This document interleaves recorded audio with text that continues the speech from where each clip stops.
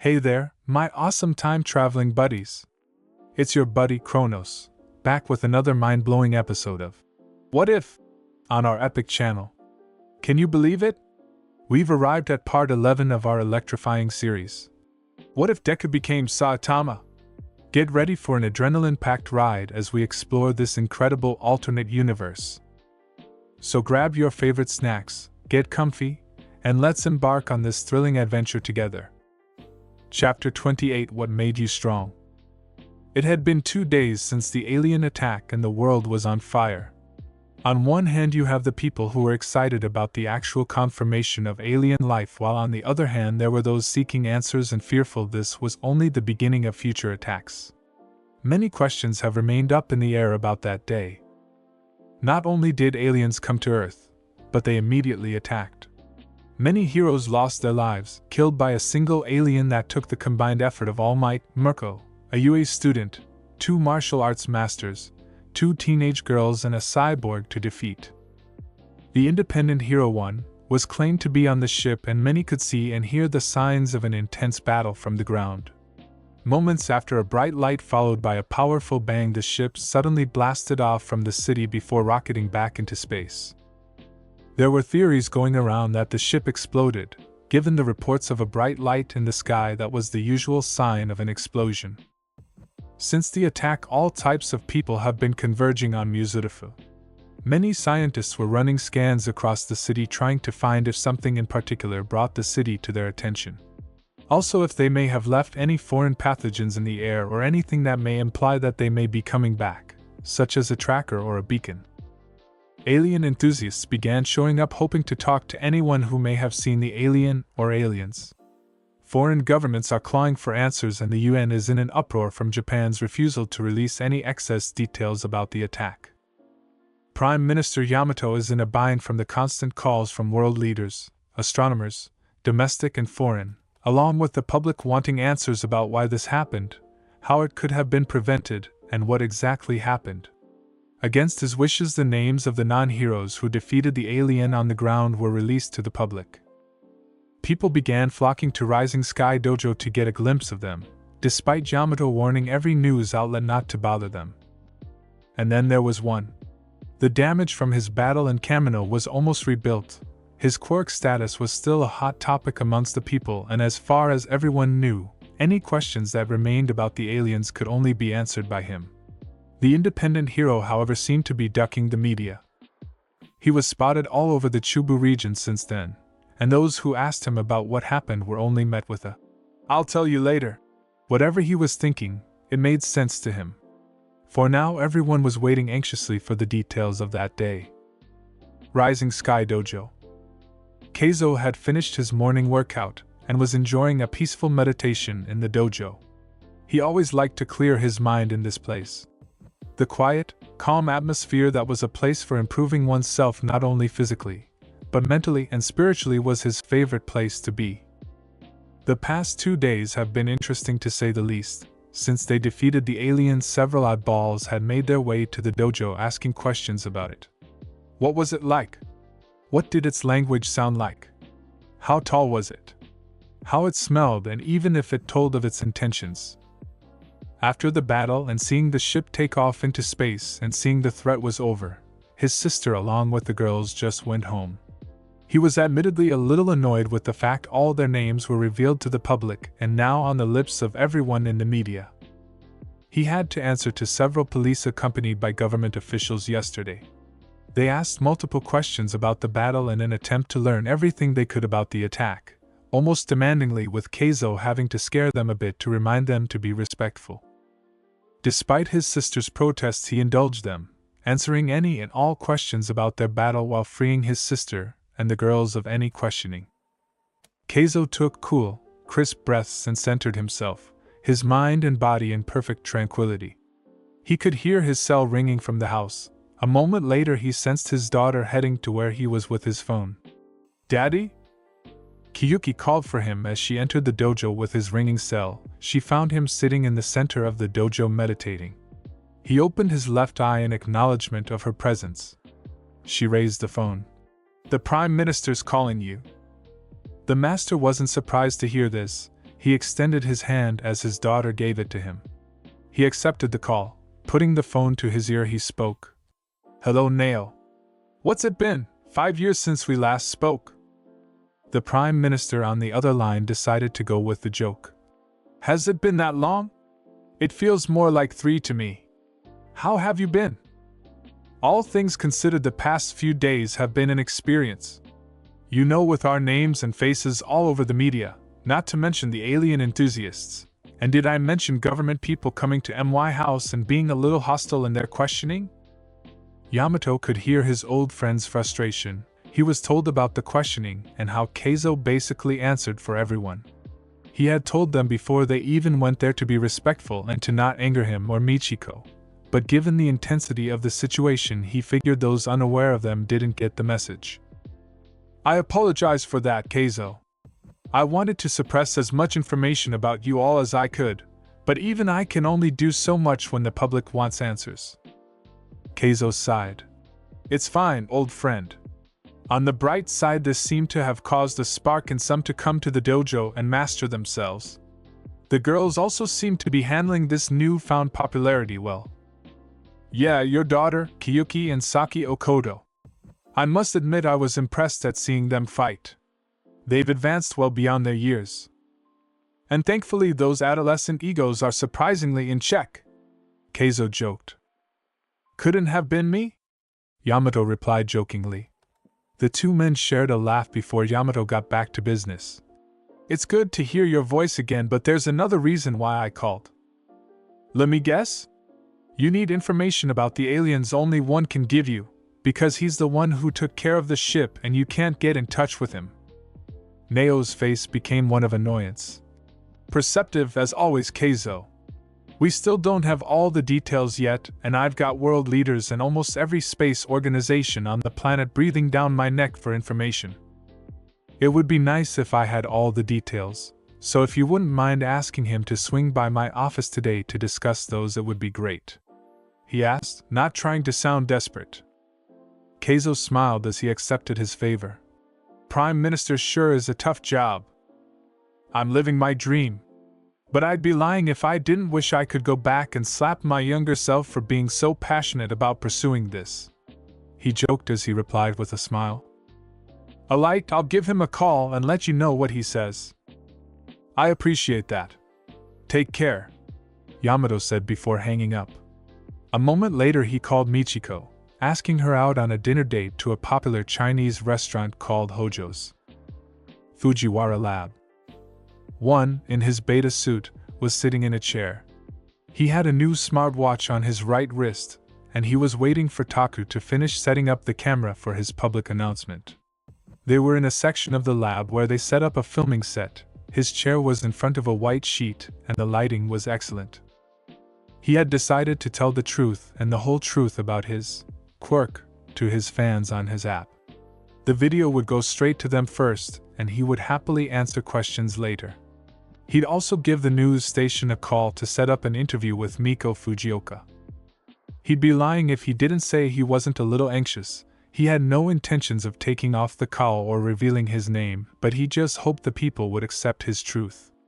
"Everything set in tech?" "Just a minute." He fidgeted with the camera for a moment before he seemed content. "That should be good. And we start in 3, 2. Before his sidekick could finish counting down, one felt and heard a call come through on his cell phone. Reaching behind him to see who was calling, he saw it was Keizo. "Sorry man, gotta take this," he told Taku, who just raised a flat palm, signifying him to take all the time he needed. One answered the phone. "Hello master. Having a good morning? It's been alright so far. But I called you to let you know I just spoke with the Prime Minister. He wants to speak with you about what happened the other day. Today if possible? You're not busy, are you?" One looked around at the setup and sighed for a moment. He knew he'd have to talk about his happenings on the ship at some point, but he honestly didn't expect Prime Minister Yamato to go through his master to contact him. "Where does he want to meet to talk?" "His office in Tokyo. This is one of those things I can't postpone, so I'll head over there now." "That's good. I'll call him and tell him you're coming. Alright, see you later, master, one said before hanging up. Intek looked at him with a raised eyebrow. What was that about? The Prime Minister reached out to Keizo to talk me into a meeting about everything that went down. Well, it's not like we didn't know this was coming. I can only imagine the B.S. Yamato's been dealing with since the attack. Political nonsense sounds like an actual headache. He scoffed. One chucked. Ain't that the truth? Let's do this when I get back. You're cool with that, right? Sure. Take care of what you need to, Intek said warmly. Alright, bro. Be right back. He headed towards the elevator and upon reaching the top left the house before leaping into the air and flying towards Tokyo. Kanti, Prime Minister's office and residence. Neo Yamato sat at his desk, phone to his ear as he leaned back in his chair as he took a break from the work in front of him. He was happy that his old friend had returned his call so fast. So you spoke to one and he agreed to come speak with me? Yes. He said he'd head over right away. I got the impression he may have been in the middle of something, so try not to keep him too long. A hero's always on the move after all. There was a tapping on the window to his left. I'll try to remember that. He turned to see one floating outside his office, a smile on his face as he playfully tapped the glass. Thanks again, Keizo, he said before hanging up. He gestured to the hero to come in. One kicked off the air and vibrated his body, phasing through the glass, launching himself into the office. Yamato looked at the hero who stood up and turned around to face him. Hello, one. Sorry for going through such a process to set this up, but the sooner we did this the better. I understand. Sorry for not informing you right after the facts, but I had a lot to think about. A lot happened the other day. Yamato took a seat. I can imagine. I'm happy to see things are going well for you even after I gave you your independence license. And again, I thank you for that. I was actually in the middle of releasing a video when I got the call from Keizo. Well, let's wrap things up quickly so you can get back. He pressed a button under his desk and a moment later a man walked in carrying several sheets of paper. He was a middle-aged man of above average height with spiky black hair, eyebrows and piercing dark eyes. He wore a black business suit with a white undershirt and a black tie. He also had noticeably muscular build. Yamato raised a hand, gesturing to the man. One, this is Tadayami Kurosuma, Chief Intelligence at the Ministry of Defense. One bowed his head in respect. It's an honor to meet you, Mr. Kurosuma. The other man returned a bow of his own. Likewise. He raised his head and looked the hero in the eye. I've actually been curious to meet you for a while now, one. The hero smiled. Not to sound conceited, but you wouldn't be the first. I mean, as far as heroes go, you're pretty impressive. But what put you on MY radar is that whole meteor fiasco, he said sternly with a piercing gaze. He wasn't sure what Kurosuma's quirk was, but he could tell from the moment he entered the room he was reading him. That look he gave, while intimidating, was nothing compared to his master's. He gave a warm smile. Well, I couldn't let a meteor fall on my town, could I? I guess not. He raised the papers in his hand. Sir, I have those photos you requested. Though admittedly it took a while to get them, and there's also something else, he said while casting a quick glance at one who caught a glimpse of one of the photos that seemed like a satellite pic. He walked past the hero and handed the photos to Yamato. The man took the photos and the look in his eyes was telling as he scanned through them. Thank you, Kurosuma, he said before sitting back down. He continued to look at the papers before turning to the hero. So one. We have a lot of information about the aliens that attacked Muzutafu the other day. All Might, Mirko and Keizo Tabihara provided us with a lot of useful details. We know that you stopped their initial bombardment of the city based on what Tabihara said. However, we're completely in the dark about what happened on the ship. All Might and Mirko were confident you were on it along with that cyborg fella that was with you in Kamino. If you wouldn't mind telling us anything that would be useful to help us better understand this incident, we'd appreciate it. And please don't mind Kurosuma. He's only a witness and an extra ear given his position. One took a quick glance at the spiky-haired man who met his eyes before facing the Prime Minister. Alright, I'll tell you all that I know. But you should know it's a long story from my perspective. One told the tale of how he initially decided to take the day off after the Kamino incident, how he first noticed the aliens, and how he stopped them from destroying the city. He told them how he infiltrated the ship and wrecked it from the inside, all while killing any aliens that crossed his path. He told them about how Chronos, the cyborg that helped him during the storm in Kamino, had made his way onto the ship to help. He told them about his fight with Boros and his motivations for coming to Earth, the cosmic cube under Mustafa and the prophecy he was told. He finished his story with the details of the ship's core rupturing from their fight, and Chronos flying it into space to save everyone from the inevitable explosion.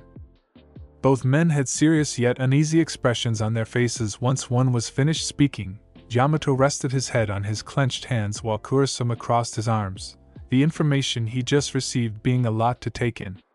That's a lot to take in, one, Kurosama said, his unease noticeable in his tone. Yamato's eyes had been closed since the final details of one's story. So you're basically saying we were attacked by a crew of space pirates. Their objective was to obtain an item that would allow them to commune with a being called God, and their leader just wanted to fight someone as powerful because he was so strong it bored him. That is the entire reason for all of this, yes, one replied. Yamato grit his teeth, physically upset. That is the pettiest thing I've ever heard. Welcome to the club, pal. That ship explosion would have turned Japan into a hole in the Pacific, one said back. Yamato looked at one as he fiddled with the photos again. One, how would you rate the power of Boros? One registered his question. The look in Yamato's eyes was serious. I'd say he's the strongest person I've ever fought. I could kinda understand him in a way. When you're strong you want to test it against strong people, but the lack of a challenge can be boring. He paused and let his words sink into the two men. Still, even I found that stupid, and I told him that. After I punched him. Well, that's a relief. But I was mainly asking you that because of this, Yamato said as he handed him two photos. They were satellite pictures. The first was a photo of the moon that had a massive crater that wasn't there before, and the last one was a shot of Earth, the clouds parted on a global scale, originating from Japan. There's a massive crater on the moon the size of a continent, and the clouds were parted on a global scale. These photos were taken from satellite recordings during the time of the invasion. Do you know anything about this? Both of those were me, one answered reluctantly. During our fight, Boros got around my guard and kicked me to the moon. I had to jump back, but thankfully I landed back on the ship. And as for the second thing, Boros was firing what he claimed to be a planet-destroying blast at me, so to save myself and the Earth I countered it with a full power blow, he said with a smile and clenching his right fist. Yamato kept a serious expression as he took in the hero's response. So you survived a hit that launched you into the void of space, being on the moon without a suit and atmospheric re-entry? Yes. I was actually surprised myself. That was the first time I've actually been in space. Real-life zero gravity is fun. I couldn't breathe at all up there, but the view of Earth was beautiful. He crossed his arms and smiled. I actually regret not taking a selfie at that time. Both men went wide-eyed at how casual his words were. Kurosama was the first to comment. Just how strong are you? Extremely. But that's not what matters. What matters is that I used my strength to fight for the people, and in this particular case, the world, he said chipperly with a smile. Yamato was at a loss for words. While he was thankful to have all the missing pieces to the alien attack, the full picture wasn't making him feel too good as it opened even more questions and the possibility of future problems. One, this cosmic cube. Do you have any idea of finding it, or it may draw more aliens to Earth? He asked lowly. I actually don't have an answer to either of those questions. All I know is that it's apparently deep in the Earth's crust under Muzudafu. And as far as that cube is concerned, beings that call themselves gods, use them to spread their influence across the universe, and the fact that there's one on this planet means they've been doing things here. That's actually a reason why I waited to talk about this. In tech, and I made an attempt at scanning and finding this thing. Who knows, they may be the reason we have quirks. Both men went wide-eyed at his assumption. So you can't rule out the possibility that this may happen again, or that this god may show up one day? Kurosama asked. No, I cannot, Mr. Kurosama, but what I can guarantee is that I will be here to fight if they choose to come here and attack. Yamato took a breath. To think for decades we wanted proof of alien life. Now we have it, and it may be the worst thing that's ever happened to us. He paused for a moment, thinking to himself. Thank you for your information, one. He stood up and bowed to the hero, signifying the end of their meeting. Happy I could help, and I hope this makes things easier for what you have to deal with. I appreciate your empathy. Before I forget, do you think I could get an independent license for my sidekick? He asked with a smile. Yamato looked at him for a moment. That depends. What kind of quirk does he have? A mutation type. It just lets him learn things fast. Not the most physical of superpowers, but we're a team. He works more on the technical side while I work on the physical side. I see. His name's in tech, right? Yes, sir. Come back tomorrow, I'll have it for you. One bowed his head. Thank you so much. One turned around to leave the office. One more thing. Kurosama called to his back. The hero turned around and met his piercing gaze. While I can appreciate a man who hones his body, after all this, are you claiming to be quirkless? One eyed the older man, both unflinching. This is why he wanted to knock out his quirk issue earlier. It's about time. And in all honesty, he was tired of hiding that side of himself, especially when it can help and motivate people like him. He gave Kurosama a warm smile. Download my app, Mr. Kurosama. Everyone will know soon enough. He said before walking out of the office. He closed the door behind him and left the two men alone. Kurosama faced Yamato. He wasn't exactly what I expected. Really? And what was your perception of him? Yamato asked. Well, he wasn't nearly as arrogant as I thought. He just seemed like a normal guy who wants to help people. Who just happens to be incredibly strong, almost godlike. Yamato registered his words. In all honesty, the way he spoke about stopping a supposedly planet-destroying blast disturbed me a little. Especially considering the results of his full power.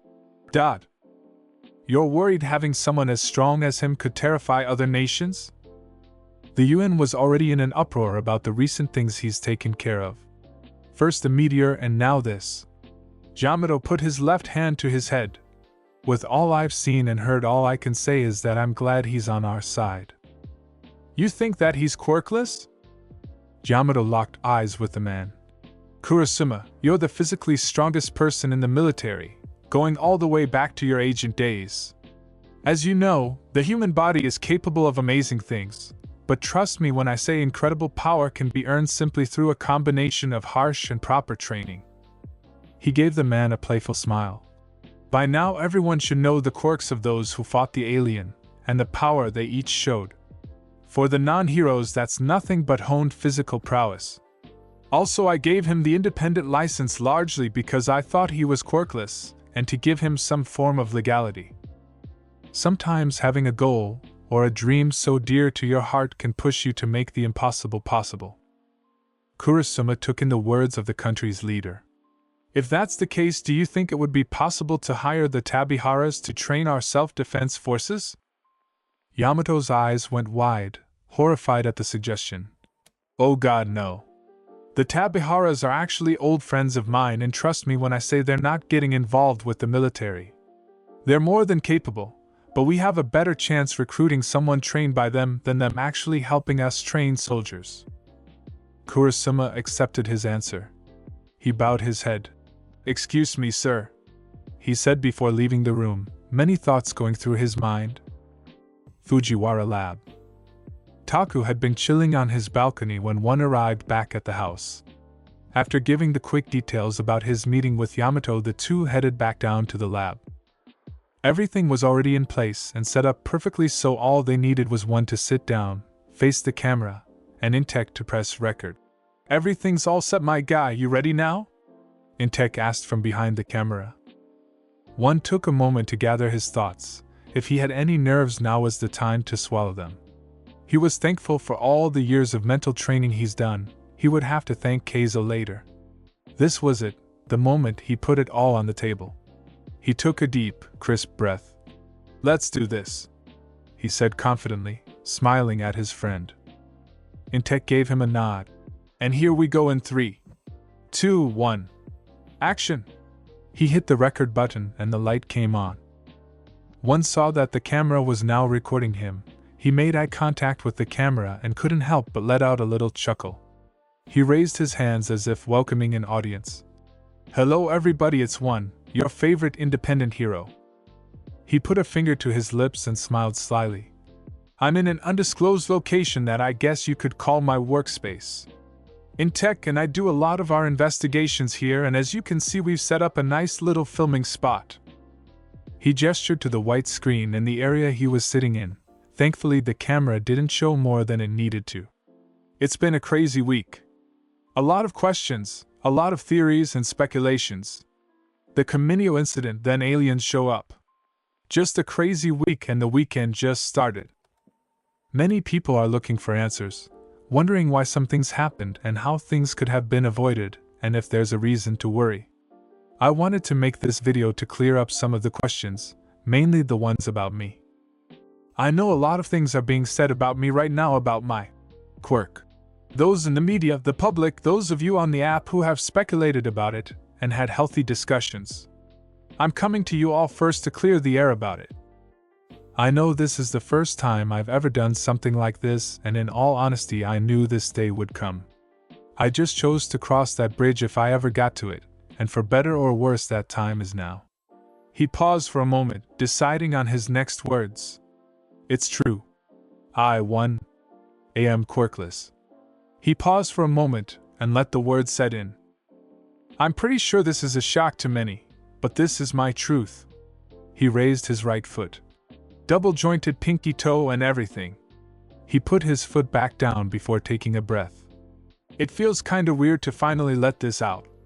Some of you may be racking your brains about how I could possibly be as strong as I am without a quirk. It's no big secret, it's merely the result of training. For as long as I can remember, I wanted to be a hero. It's almost as if my life began the day I saw the video of All Might debut." His tone became solemn. "It's my earliest memory, and I can't recall anything before that. I thought it was so cool. This guy, in a sea of chaos, who was saving people left and right like it was nothing. Just watching everything that was happening around was scary, let alone picturing yourself in that situation. And in the middle of all of it, the hero was smiling like it was nothing, assuring everyone there was nothing to fear because he was here." Speaking about this made him a little emotional as slight tears threatened to well in his eyes. Those words meant so much to me back then. I can't recall the first time I saw it, but what I do know is that somewhere in between the thousands of times I watched that video, I decided I wanted to be a person like that." He paused and centered himself. "And then I turned 5. Everyone around me was manifesting their quirks, though I didn't have mine yet. Just seeing others with theirs was so cool. We all wanted to be heroes back then. Everyone already knew who the hero was going to be from the start. I was so innocent. That dream carved into my heart kept me positive as I told everyone how awesome their quirks were, and to wait until I get mine, it'll be just as cool." He lowered his head and clenched his hands together, the cool, confident hero everyone knew becoming more and more vulnerable. Then there was that day at the doctor's office. After running some tests on me, he sat down with me and my mom. He asked me what I wanted to be when I grew up. Naturally, I said hero. "Sorry kid, it's not gonna happen." His bluntness is something I will never forget. My whole world shattered in that moment.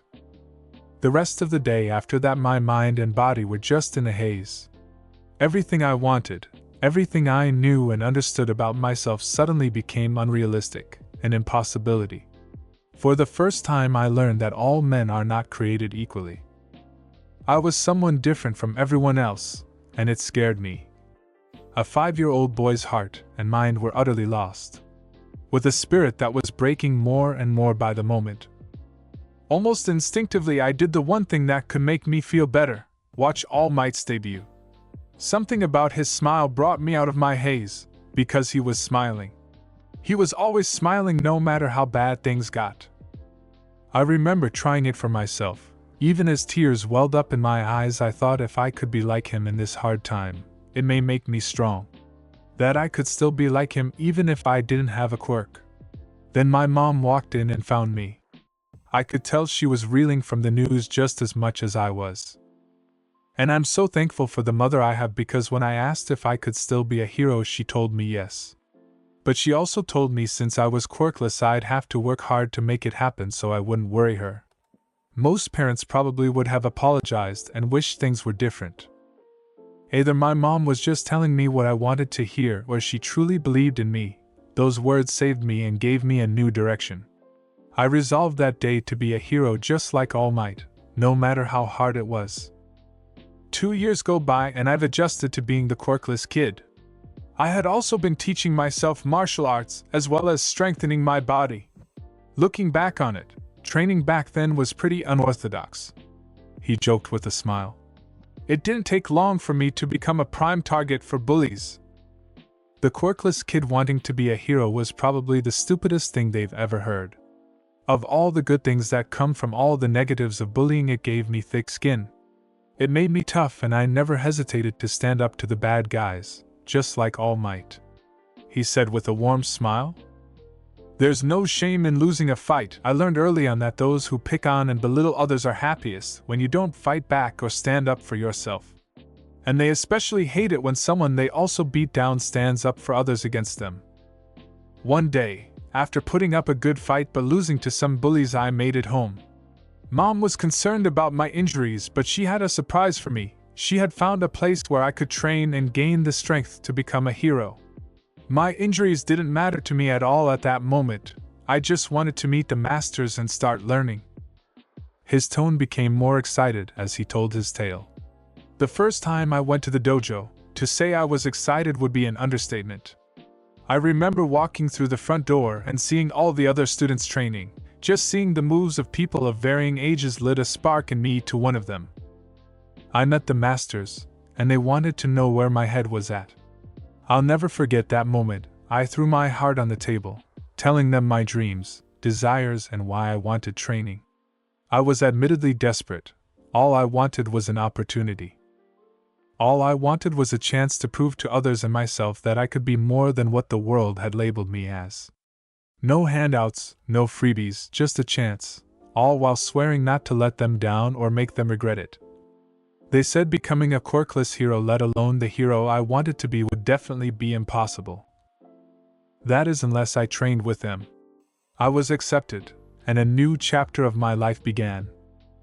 I began learning 5 different martial arts disciplines, 7 days a week. I never went a day without training. I was like a sponge, and soaked up everything my masters had to teach each day, and I spent at least an hour after each lesson putting it all into practice and refining my technique. I pushed myself to the limit each and every day. I wanted to be confident and be able to say to myself, I'm definitely stronger than I was yesterday.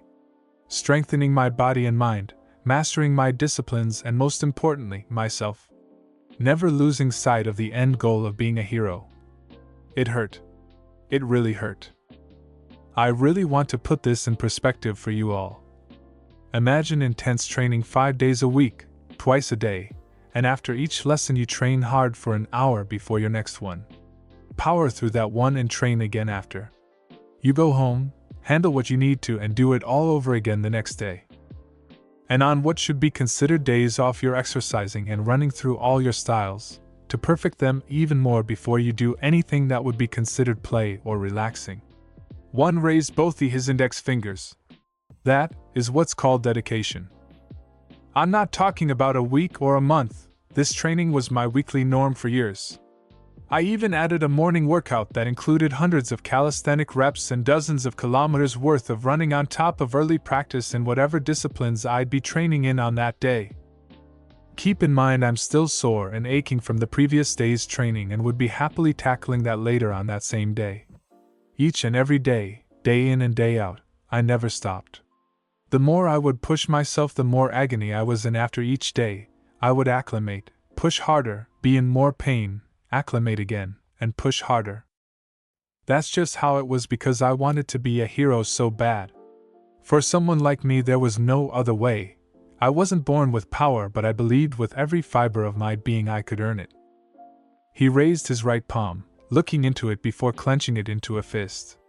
And I did earn it. Through nothing but my own hard work and determination. There were times I could barely move, yet found the strength to muster through my training.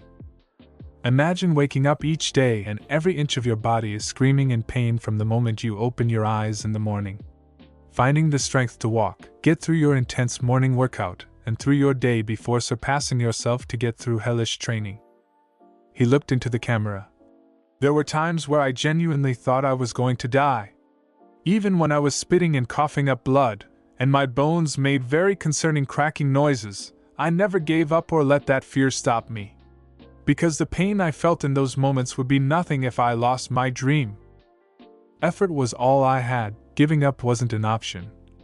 So the only thing I could do was press on and turn the pain of today into tomorrow's strength. He took a breath and paused before turning back to the camera. Whoever decided quirkless meant powerless didn't know what they were talking about. Humans have gained incredible power long before they were born with it. But in this world built on quirks, it's easy for people to forget that. I wasn't born with super strength, but I trained to obtain it. I wasn't born with super speed, but I learned how to break the sound barrier with ease. I wasn't born with the ability to fly, but I figured out a way. I wasn't born able to produce fire, but I found a way how.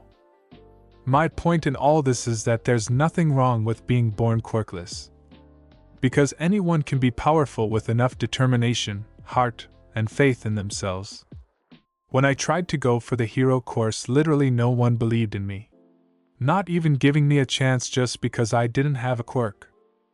It was painful at the time, but I quickly realized it's perfectly fine if they don't believe in me. What matters is if I still believe in myself. That's something that can never waver. I have a whole fire about myself that only those closest to me could possibly notice. I've saved millions, reverted natural disasters, defeated the most powerful and deplorable of villains, obliterated a meteor and defeated space pirates. And it's all because I trained. That's it. It's all because I trained to be what I always wanted to be. I'm only standing here as the person I am today because I never gave up. He gave a warm smile to the camera. And to anyone watching this who's just like me, if you feel out of place, or less than because you're not like everyone else, I want you to know there's nothing wrong with you. Being like everyone else is overrated. Just be you. Pursue your dreams, be all you can be in whatever you chose to be. Just make sure to never forget that anything is possible, and with enough effort and faith in yourself you can make seemingly impossible dreams happen. He brought his right index and middle finger to his temple and saluted to the camera. That's all for now. I'm gonna go patrol, and I hope this video reaches people and lets some of you out there know you're not alone. Sometimes the people you never expected to actually do understand you, and that's a large reason why I wanted to do this along with clearing the air and getting this off my chest. I was never ashamed of it, my confidence is on 100,000. But given everything that's happened recently on top of my independent status, I had just finally arrived at this bridge, and it was time to cross it. He waved to the camera. See you all soon, and take care. Intex smiled behind the camera before ending the recording. That was pretty good, man. Almost had me in my feelings for a moment. I'm just glad to finally have this off my chest. It's about time I finally did this. Well, the video is uploading to the app now. We've got millions of downloads, so thousands will see this in no time. That's one thing down. Hopefully the response to this is positive. I'm gonna try to get in touch with Miko Fujioka and set up that interview. Actually going to the media, huh? You know, if you do that, Katakuri might try to drop in on your interview, or convince her to get in your head? I'm not worried. I'm not taking my cowl off, and Fujioka seems like a relatively good interviewer, so I think I can trust her. Don't let your guard all the way down, one, Intex said as he heard an alert, signaling that the video was now fully updated. And the video's up. That's good, one said as he stood up. I'm gonna take off. We'll regroup later after I've patrolled for a while. That's fine. The two did a fist bump. See you later. With a nod, one took off from the lab. Once he was back on the surface, he took off into the air after leaving the house. He alerted on the app that he was now on patrol and waited for requests to come in. In the meantime, he was gonna patrol the city and look for crime. As he flew over Musutaifu Park, he could hear a rather intense conversation being had. He kicked the air to stop himself and floated for a moment. Looking down, he could see a man with a bull mutation quirk and a brown-haired woman getting into a dispute. He kicked off the air and flew towards the ground. You need to leave now, the mother demanded. I have a right to be here, I'm just working out, the man said defensively. Not near my child, you don't, she replied smugly as she reached for her phone and dialed the authorities. As this was happening, her son was pleading with her for them to just go. She acknowledged his words with a slight, "Okay," before turning back to the man. I am calling the police. Don't do that, I'm not bothering you. Dispatch picked up. Yes, there's a bullman threatening me and my son. Her body language became defensive and her tone distraught. We're at Musutaifu Park, please hurry. The man who had been recording her this whole time just gave her a look of pure annoyance as he shook his head. He turned the camera on himself, showing him and her. There she goes, y'all. This is the world we live in. Both adults stopped what they were doing when they saw a figure land next to them. Both were startled when they recognized the figure. The little boy broke the silence with an excited look. One! He exclaimed happily. The hero smiled at the boy, raising his right hand and giving him a small wave. Hey! He then turned to the adults in question. He saw that the man was large, at least 2 meters tall, with a brawny muscular build, wearing back sneakers, sweatpants and a white tank top under a gray sleeveless jacket. His skin was black with short, straight red hair with brown eyes and the head of a bull with short horns that grew from his head at a 90-degree angle. The woman was average height, looked to be in her late 20s with wavy brown hair and green eyes. She wore a burgundy shirt with blue jean shorts and gray shoes, while her son wore a blue t-shirt, black shorts and black and white shoes. He also carried a yellow plastic baseball bat and ball. I was just flying over when I heard your dispute. What's the problem here? He asked, glancing at the two adults. The mother was the first to respond. Thanks for coming, one. You need to make him leave. He's scaring my son. One glanced at the young who seemed to be fanboying over him, and not at all bothered by the supposed scary man. One turned to the man who was still recording him, instantly becoming defensive. I'm not doing anything, I'm just working out. One glanced between the two adults, and the picture of what was happening became clear. He turned to the mother. Okay, if he's working out, then what are you and your son doing here? The mother looked at him surprised, not expecting him to ask her anything. We're just out here for a walk, but my son wanted to play here because it's so spacious. One crossed his arms and looked at her questionably behind his cowl. Okay, but that just means you have to share the space. This is a public place for everyone, he explained calmly. He's scaring my son. He needs to leave, she demanded. The man groaned. See, one, look at her, she's crazy. One looked at the boy who was playing with his ball and bat. Doesn't look afraid to me? Maybe not now, but he was a moment ago. She looked at the bullman. His body language, the way he was yelling, was scaring him. He turned to the man with a look that showed they were on the same page here. This was merely an example of quirkism. One then went on edge as the scent of blood hit his nose. Wait a minute, he said as he spread his senses. Not only could he hear police sirens getting closer and closer, but he also sensed a presence in the bushes up a hill off the path. The two went back to arguing when the woman mentioned she already called the cops, to the hero's annoyance. Clearing the bushes, he found a dark blue-haired man unconscious, bleeding from the head, laying on his stomach with his pants lowered. It didn't take long for him to quickly get a full picture of this. Someone had assaulted this guy. He quickly called EMS before he walked back down the hill. He released a small wave of power aura that scared both of them and made them shut up. "I just found a hurt guy up there. Do either of you have an ID on you?" The man raised a finger. "I don't have to show you anything, I know my rights," he said defensively. "True. But the cops are going to be here any minute, and they're going to be a lot more scary than me. Mommy, I need to go get my ball," the boy said as he headed up the hill. "Daisuke, wait," the mother ordered, but it was too late as the kids spotted the body. "He's not moving," the boy stated as his mom caught up to him and also caught sight of the body. "Oh my God! That's why he was acting so crazy, he just attacked someone." The bullman was shocked.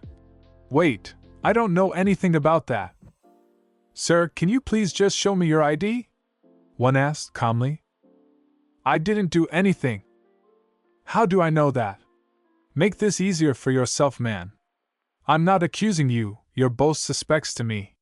The bullman registered his words. He put his phone down and pulled out his wallet and showed him his ID. One took out his hero phone and scanned it, finding his name was Sasuke Aoshigaki and had outstanding warrants on his name but nothing violent. He gave back the ID before he turned to the woman who was glaring daggers at the bullman. "Ma'am, can you show me your ID? Why do you need to see mine? He's the one up to no good here." One gave her a stern look as he raised a finger. "1. Be careful before you accuse someone of something. 2. As far as I'm concerned, you're both suspects until I clear you. And 3. Looking a certain way because of your quirk is not a crime, nor a logical reason to call the police."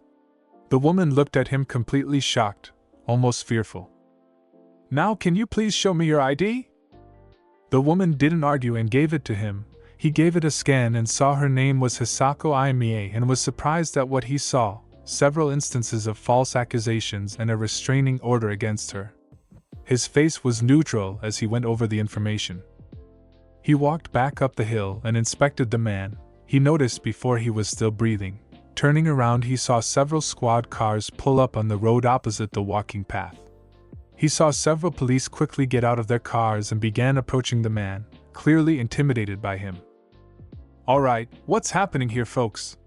one of the cops asked / "That's him. This is the man, officers," she said, pointing. The man kept his phone out, recording the whole encounter. "Officers, I'm not doing anything to her."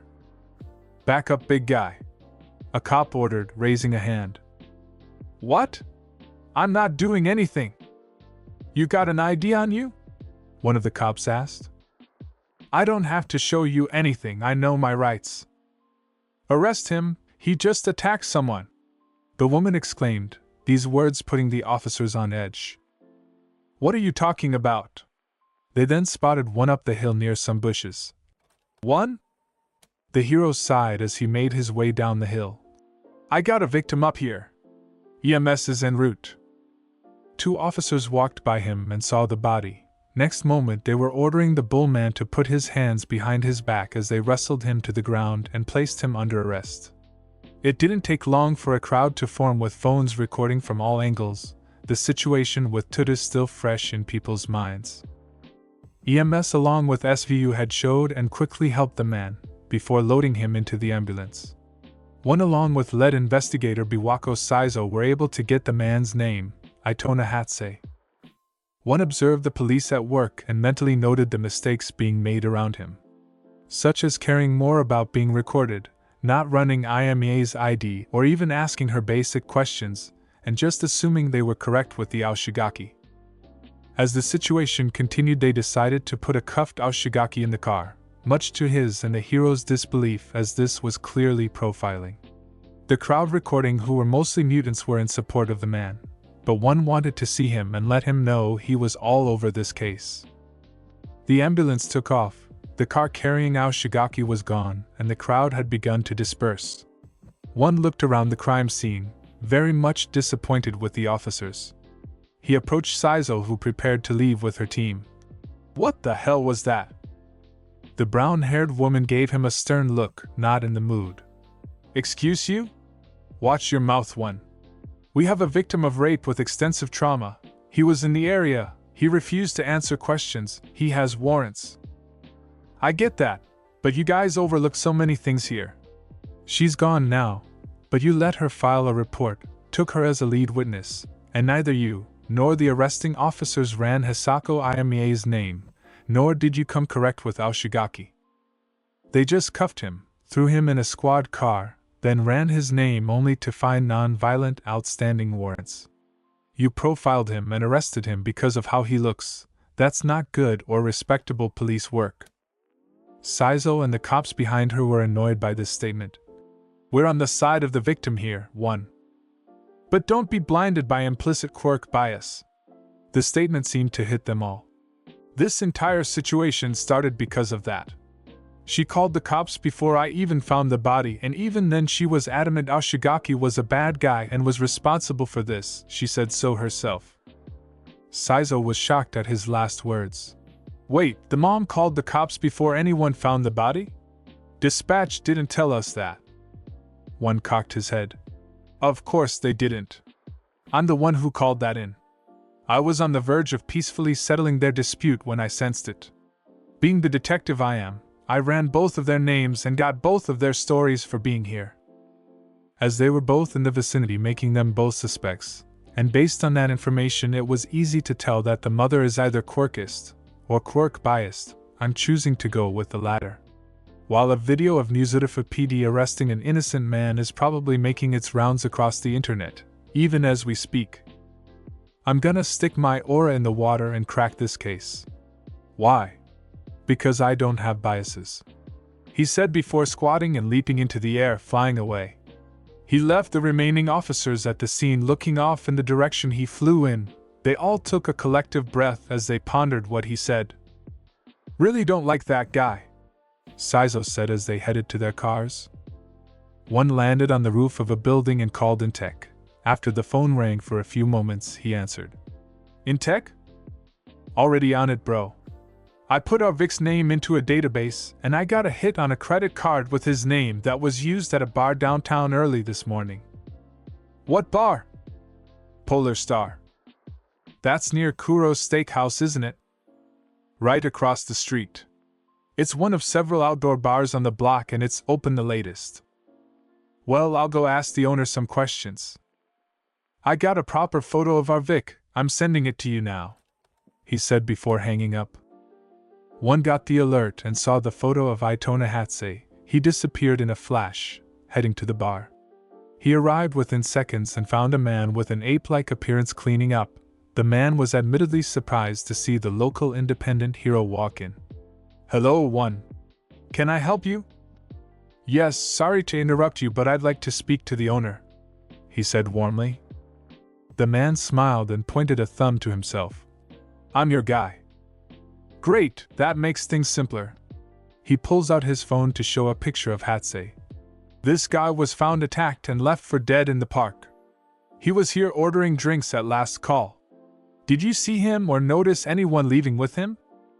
The bar owner squinted his eyes as he analyzed the video. "Don't remember him. But it was busy. Everyone was outside, no one at the bar. When I'm loaded, I've only got eyes for that paper thing." "Naturally," one said as he looked at him skeptically. "If it's not too much trouble, do you mind if I take a look at your security cameras?" He shrugged. "It wouldn't do you any good, it's busted." "That's irresponsible." Everything about this guy was giving the hero bad vibes. He knows something he's deliberately not telling to him. He's a good liar, but not good enough. "I'm actually linking up with Mizurafa PD on this one. Mind if I have some of their tech guys come down and see if they can fix that and maybe find anything?" He looked at the hero nonchalantly. "Not without a warrant?" "Noted." One bowed his head. Thanks for your time. He left the bar and he could sense the man's anxiety. He focused his senses and heard him make a call. Just then Intech came through on his cowl. Hey one. I got the traffic cam footage from last night, sending it to your phone now. One looked at his hero phone and saw the video, and Hatsei walking along the street with a light-haired man taller than him, and around the same age. That's definitely not Aoshigaki. One narrowed his eyes. This guy looks vaguely familiar to me? Because you saw him at the crime scene. I put his face in the video and it turns out he was there recording in the crowd. You spotted him 5 times. One narrowed his eyes at the man's face. Now I remember. He was mouthing off to the cops about recording not being an issue. So a real perp may have gone back to his own crime scene? Got a name? Just a social media handle. He posted the video he recorded at the scene, but he's not a big fan of cops. That being said, he's tagged 2 girls in a post, Kaori and Kane Mitsurugi. There's another girl he didn't tag, but these 2 should be the easiest to find. Look for the one he didn't tag? They tend to always have more interesting stories to tell. Intech thought about it for a moment. You're right. Get back with you in a bit. Alright, while he's looking for that I should head to the hospital. See if Hatsei regained consciousness or if his family has any answers. He took off towards Musudafu Memorial Hospital and quickly arrived in the ER. He found 2 female officers, a blonde and brunette, from SVU speaking to a doctor. He had the head of an owl and seemed upset. Aitona's one of the good guys.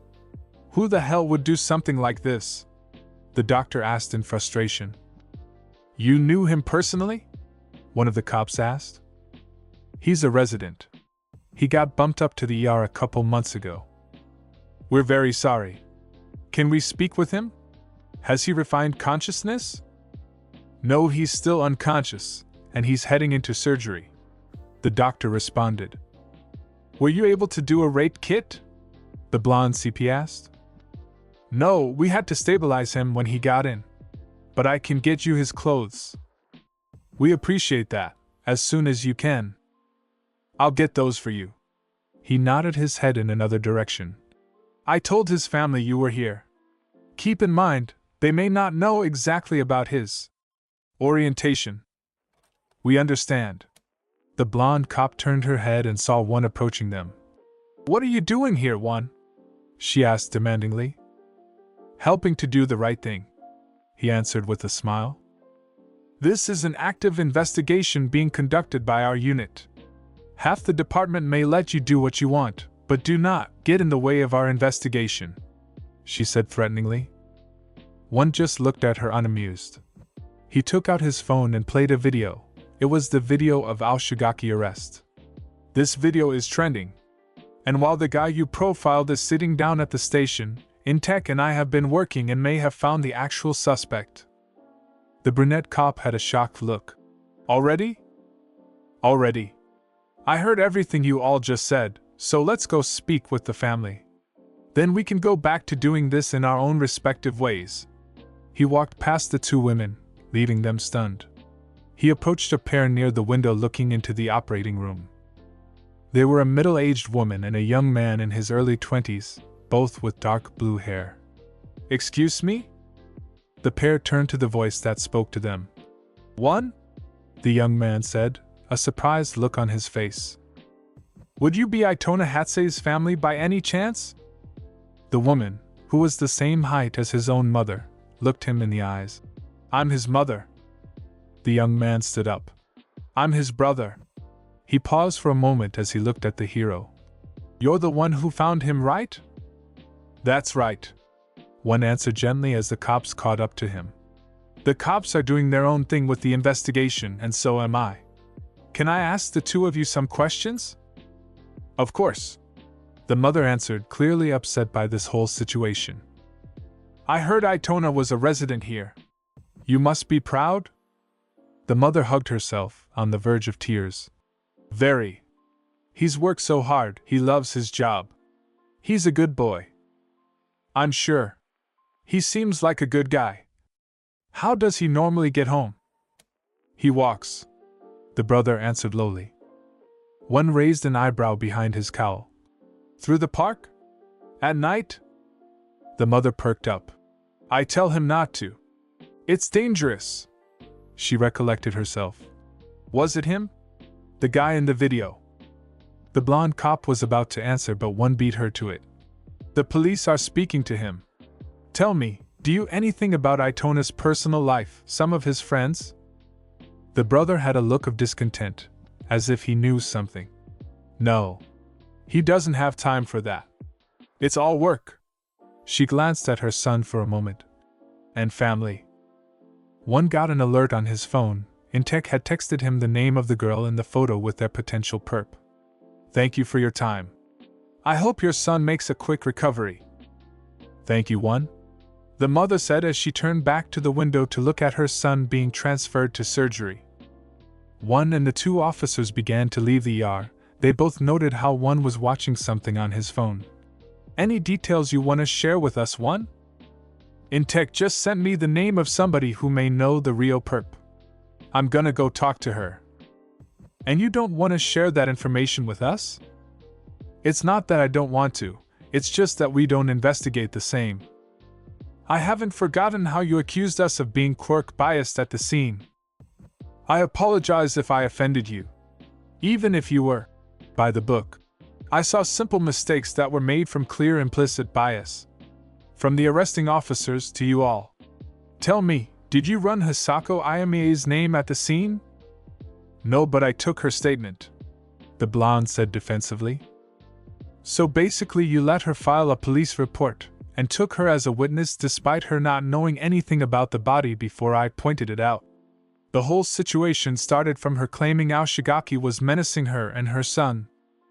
It took me 20 seconds to learn that was false, and if you had run her name you would have known she has a history of making false allegations as well as a restraining order against her. That's your lead witness, by the way. Both women had no words, with looks of discontent. The brunette sighed. That was our mistake, we should have run her name too. Any particular reason why you made that mistake? Keep in mind it wasn't just you, every officer on the scene made that mistake. Both women looked at him, clearly in thought. One sensed a presence, and turned to see the brother making his way towards them. Hey everyone. I didn't want to say this in front of my mother. But Itona texted me last night, told me not to wait up. Do you know where he went? The blonde cop asked. Those outdoor bars downtown. One answered, shocking everyone. How did you know? The brother asked. Me and my sidekick work fast, he answered with a smile. Both cops looked at him annoyed, while the brother seemed to like his proactivity. Yeah, he said he was going down there. My brother likes to unwind after a shift. It's a party scene down there now. We appreciate it, thank you, the brunette cop said before they both left, but not before stealing a glance at the independent hero. One could hear the two women talking as they made their way to the elevator. He turned back to the brother. One more thing? He pulled out his phone and showed him the guy his brother left the bar with. Do you recognize this guy? He analyzed the photo, squinting his eyes to see if he knew him. No. But he is Itona's type. Tall, good-looking, bougie dresser. One put his phone away. You clearly knew. Did he ever talk about that part of his life? My brother compartmentalized. Family and work was one thing, life another. I see. One gave a final bow. Thank you for your time. Musutifu Elementary. One was sitting in the principal's office. It felt kinda weird to come back to his childhood school like this. But the person he needed to speak to was an assistant teacher here. After a few minutes of waiting, a very well-endowed woman with short dark brown hair came in. She was admittedly surprised to see the independent hero. Hello, One? One bowed to the woman respectfully. Hello, Akira Yoshii. Thank you for taking the time to come and speak with me. She gave him a warm smile. It's not trouble at all. How can I help you? Is it okay if we speak in private? That's fine. The two left the office and went outside to the entrance of the school. No one was outside and one could sense they were clear to speak freely. Let me get straight to the point. He pulled out his phone and showed her the picture she was in with the blonde-haired man. Do you know this man? Yoshii had a look of annoyance when she saw the man's face. What did Jinta do now? Jinta? Hanasaka. He's pretty charming, but he needs to sit down once he's swimming in dry sake. You two dated? We had a thing. Very briefly. When he couldn't get it up, he'd go off on me, she said with a hint of sadness. One narrowed his eyes. He never hit you, did he? Akira shook her head. No. It was more on the verbal side. The next day he turned up with a gift and flowers, but that got old. Fast. She put a hand to her cheek. Not one of my brightest dating choices. 25, and he still lives with his mother. What was I thinking? One took in these words. Do you have his address? Yoshii turned to him with a curious look. Musudafapidi. One had made his way into the station and was headed to the SVU's section of the department. Many officers cast a mix of friendly and angry glances at him as he made his way through the department. He made it to the office and could see a TV playing the news report of the arrest, with many expressing anger at what many call a false arrest along with quirk discrimination. He spotted a public prosecutor talking with Shizo. They both were watching the news reporting on the arrest. That video's got over 3 million views already, and you don't want to know how many calls we've been getting. Please tell me he is good for this? The prosecutor asked Shizo. The brown-haired woman crossed her arms. Not entirely, but there's an inconsistency in his alibi. Great. That gives me something to work with, the prosecutor said, almost excited. Don't be too sure, a strong male voice said, startling them both. They turned to see One walking towards them. What are you doing here, One? The prosecutor ached, annoyed. Helping. I've got the name and address of the man who left the bar with Hatsei last night. You should let Aoshigaki go and look into him. Shizo shook her head. And what do you base this on? He left the bar with him after last call. Hatsei likes to go home though the park, and he was one of several people recording at the scene. He's a lot more suspicious than Aoshigaki. How credible is your lead witness, by the way? Shizo shook her head. You think you're so smart. Here's what you don't know, there's an inconsistency in his alibi, meaning he had time to attack Itona Hatsei. One crossed his arms. Okay, mind if I sit in while you talk to him? As long as you don't get in the way, she answered before walking away. One just sighed and followed the woman and prosecutor into the interrogation room. Aoshigaki was sitting in a chair at the end of the table. He clearly wasn't pleased with this situation and just wanted this to be over. His eyes went to the door as 3 people entered. One was the cop from before, the other was One, surprisingly, and the other was a gray-haired man. Mr. Aoshigaki, this is Prosecutor Takashi Kubo, and you know One, Shizo said, gesturing to the 2 males. One and a prosecutor. That's supposed to make me nervous? One raised a hand. Not from me being here, it shouldn't. Both members of law enforcement looked at the hero unamused. Kubo took a breath. Not at all, Mr. Aoshigaki. We want the same thing. The truth. I already told the cops the truth at the scene. Shizo looked at him slyly. Not exactly. We checked when you clocked out at work and the time you said you arrived at the park, but it gives a 2-hour window that includes when Itona Heisei was attacked. He clasped his hands. I had nothing to do with that. If you didn't do anything, just tell us where you were. One encouraged him warmly. Help yourself out here. The bull man sat in silence for a moment before he sighed. I was having coffee with my sponsor. Before our meeting. Everyone in the room was surprised at this. Meeting? What program? One asked. Narcotics Anonymous, he answered, once again shocking everyone. He paused for a moment. Last winter I hurt my back. I got hooked on oxycodone. I'm clean now. Shizo's confidence in the situation had fully slipped away. She put her hands on the table and looked him in the eyes. Why didn't you just tell us that?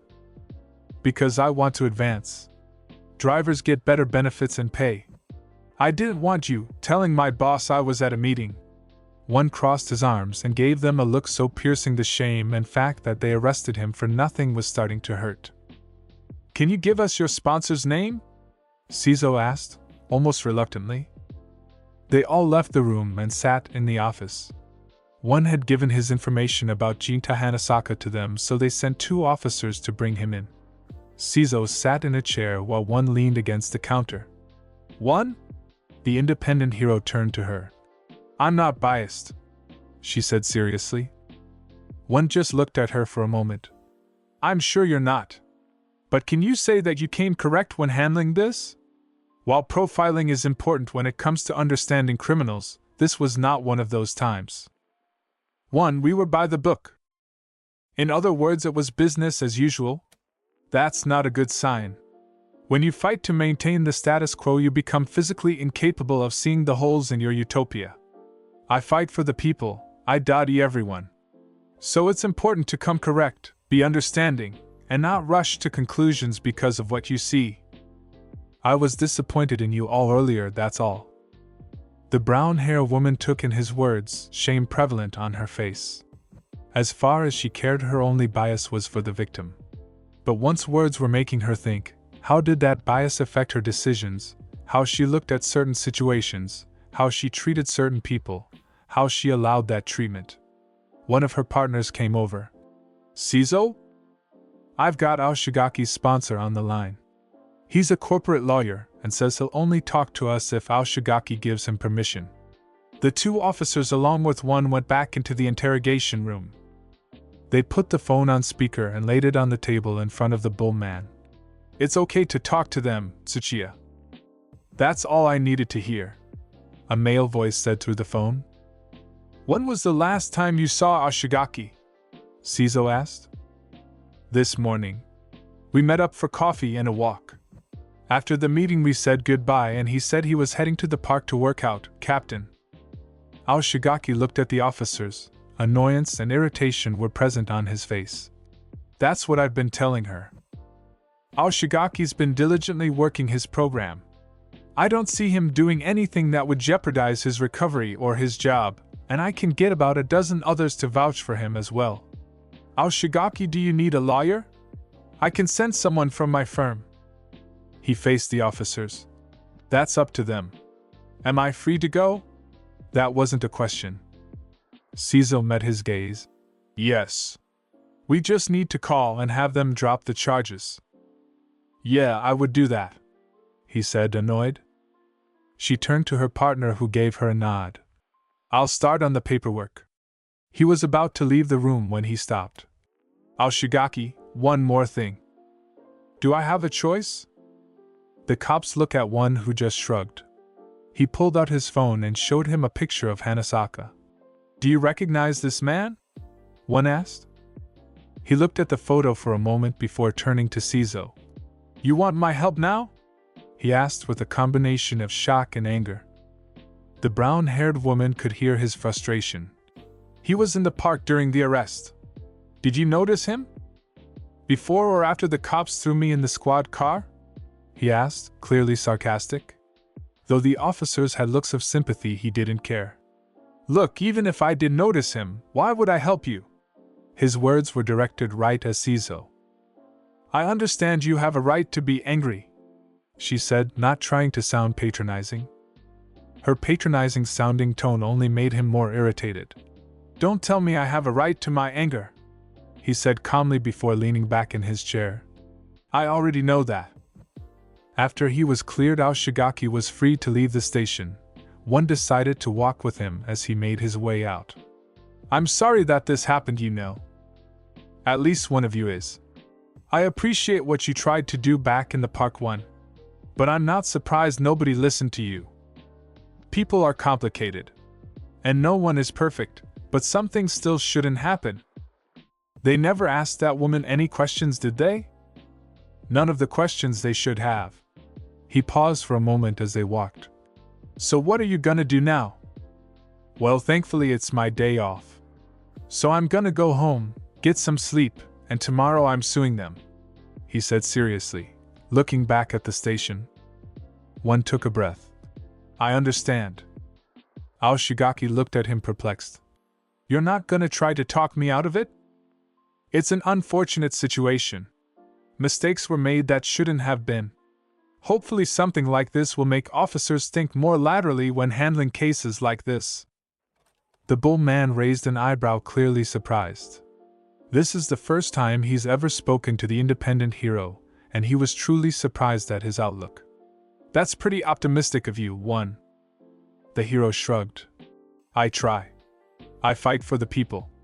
And I've been doing this long enough to know how to handle situations like this. You train for it and experience sharpens your instincts, or at least it should. Aoshigaki smiled at the hero, the first legit smile he's given to a person in a while. Because of how he looks, he's always come across as intimidating to most people. The incident in the park this morning wasn't a first for him. Even heroes who notice this happening never really give him the courtesy they give to the person who isn't a mutant type. But One was different. From the moment he arrived at the scene, he treated them both with complete equality. He didn't make an unfounded assumption about him and listened to both sides. He saw the hero's side with him after hearing both stories, and even when he found the body of the injured man, he treated them both as suspects, running both their names and not judging him for what he saw. HPM, you're a good guy, One. I try. He raised a hand to the man. You have a good one, he said warmly with a smile as he went back into the station. Several officers tried to come at him when they saw he was still hanging out in the station. One just brushed them off and only gave his honest opinions of just helping out. Jinta Hanasaka was brought in for questioning. He lied through his teeth about his interactions with Hatsue and even gave a bogus alibi. They were able to trick him into getting his DNA, and it was a match to the semen found in Hatsue's underwear. He then tried to spin another lie about them both being drunk, Hatsue inviting him to the park and trying to assault him, and him pushing him off. As this happened, his lawyer came in, having been hired by the owner of the bar, claiming to be looking out for him and his mother. Hanasaka's smugness at the whole thing was sickening, even commenting that he drinks for free every night. After some talking with his lawyer, who tried to go for misdemeanor assault, he was booked for first-degree battery and sexual assault. He tried to call this a he said, but no one was going for that, especially with Hatsue's current state. One left the station and went back to patrolling. He had a few words for the officers of how they had completely wasted time with the wrong person, and given the anger at the cops building right now because of this, they should redefine their understanding of by the book. The day came and went with One handling a few requests on the app, the most intense of which included a child's kidnapping. It hit his heart, as even though this young girl was being tormented, she never stopped believing at every moment of it that he was going to come and save her. He hit the kidnappers with a blast of power aura so strong that fear may take over them for the rest of their lives just from hearing his name. Shizuoka City. The sun was beginning to set, and across town another situation was going down. A 10-year-old boy named Shogo Kurano, who deeply looks up to the hero One, runs into his house. He was a boy of average height with brown hair, brown eyes, wore a black t-shirt with One's face on it, cargo shorts and red sneakers just like One's shoes. He had a bruise on his left eye and another on his right cheek. He had just seen One's video, and he could hardly contain his excitement. He was quirkless, his hero was just like him, and though people laugh at and make fun of him, they don't know what he goes through every day. But One did. His mom was in the kitchen on the phone and making dinner when he ran in. "Mom! Mom! Mom! Mom!" The blonde-haired woman turned to her son, who had the biggest smile on his face. "He's just like me.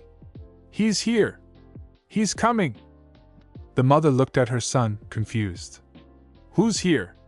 And who's just like you?" "It's One, Mom. He's quirkless too." His smile was so big and tears threatened to leave his eyes. "He said people treated him the same way people treat me." He began punching the air. "All I have to do is work hard enough, and I can be a better hero than anyone else. I can beat the bad guys just like him." The mother had a look of shock written all over her face. While many had suspected it, the independent hero was quirkless? Just thinking that doesn't make any sense. She knew her son has had a hard time since his diagnosis, but to think he could be like the hero he practically worships. She put a hand on his shoulders. "Shogo," she began. "It's okay, Mom. I made a flag. I promise everything will be just fine. We'll both fix it," he said empathetically. The boy ran back outside and grabbed the flag he had made. It was a one-themed flag with the hero's color scheme and his smiling face in the center. This was actually the second one he had made, as his father tore up his first one. His friends laughed at him for making it, but knew one day his hero would come save him and his mom. He picked up a hammer and some screws and began to nail the flag on the side of the house facing the street. He heard his father yelling from inside the house, and though he was afraid of him, today he promised himself he would be brave. He ran back into the house to find his father, a large muscular man with black hair and a goatee, wearing a tight black shirt and blue jeans, towering over his mother who was on the floor, tears flowing from her eyes and apologizing profusely. "You call this coffee? I'm sorry. I'll give you something to be sorry about," the man declared as he raised his right fist to strike his wife. Before he threw his punch, the boy appeared in front of his mother, arms spread, shielding her. "You leave her alone!" The father was more annoyed than angry at this action, his fist still clenched. "What the? You're not hurting her again? Not ever!" The boy had conviction in his words, bravery on full display as he swallowed his fear facing the scariest person he knew. "Who the hell do you think you're talking to? What'll stop you? You'll see. He'll dash." The boy never finished that sentence as he was backhanded by his father. The hit knocked him to the side and made him hit his chin on a nearby table. It was always like this. His dad would get angry, take it out on his mom, and he'd defend her. He could take it. No one would ever hurt his mom. One of the happiest days of his life was when he discovered a hero who helps everybody. He waited a long time for him to come and save them, and he was positive today was the day. Seeing his video made him so happy, but it also taught him something important. Even though you're powerless, don't be afraid to stand up to the bad guys. As he began to pick himself up off the ground, he felt his shirt being grabbed roughly. His father dragged him out of the house towards the basement. He quickly opened the door and threw him down the flight of stairs. "You ain't seeing anybody, and you're gonna stay down here until you learn some respect," his father yelled before slamming the door. Shogo picked himself up and leaned against the wall. He had landed pretty hard from that fall, and he was angry, sad, and afraid. He tucked himself into his knees and began to cry. All the bravery and courage he felt seemed to fade away. Then he remembered his flag. The flag he made for his hero, the faith he's carried that he'll stop the bad guy and save him and his mom. It was frustrating. No matter how bad he is, his mom always says his dad is a good guy. But he knew better. Good guys don't hurt their families. Good guys don't make you feel the way his dad has made him feel. He wasn't strong enough to stop this bad guy on his own, save his mom or himself. His disbar finally get a boiling point. "Run!" The boy cried out at the top of his lungs, tears streaming down his face as he hoped his hero would hear him. One was flying over the city of Shizuoka, having just wrapped up an incident with a jewelry theft when a cry for him hit his ears. He quickly headed in the direction of the scream and arrived at an average-looking single-floor house. On the side he saw a cool-looking flag nailed up with his color scheme and a nice-looking picture of his smiling face drawn on it. One smiled at seeing this. "That's pretty cool, gotta meet the one who made that." He was certain the scream came from this house. He spread his senses and could sense the layout as well as the people inside. 2 adults, a man and a woman, and one more. There seemed to be a basement with a boy inside. Turning on his scanner, he saw a kid curled up in the basement. He walked along the side of the house and found the door to the basement, and opened it. There he found a brown-haired boy, curled up and crying in a corner at the bottom of the stairs. The look on his face was fearful, almost as if he were expecting someone else.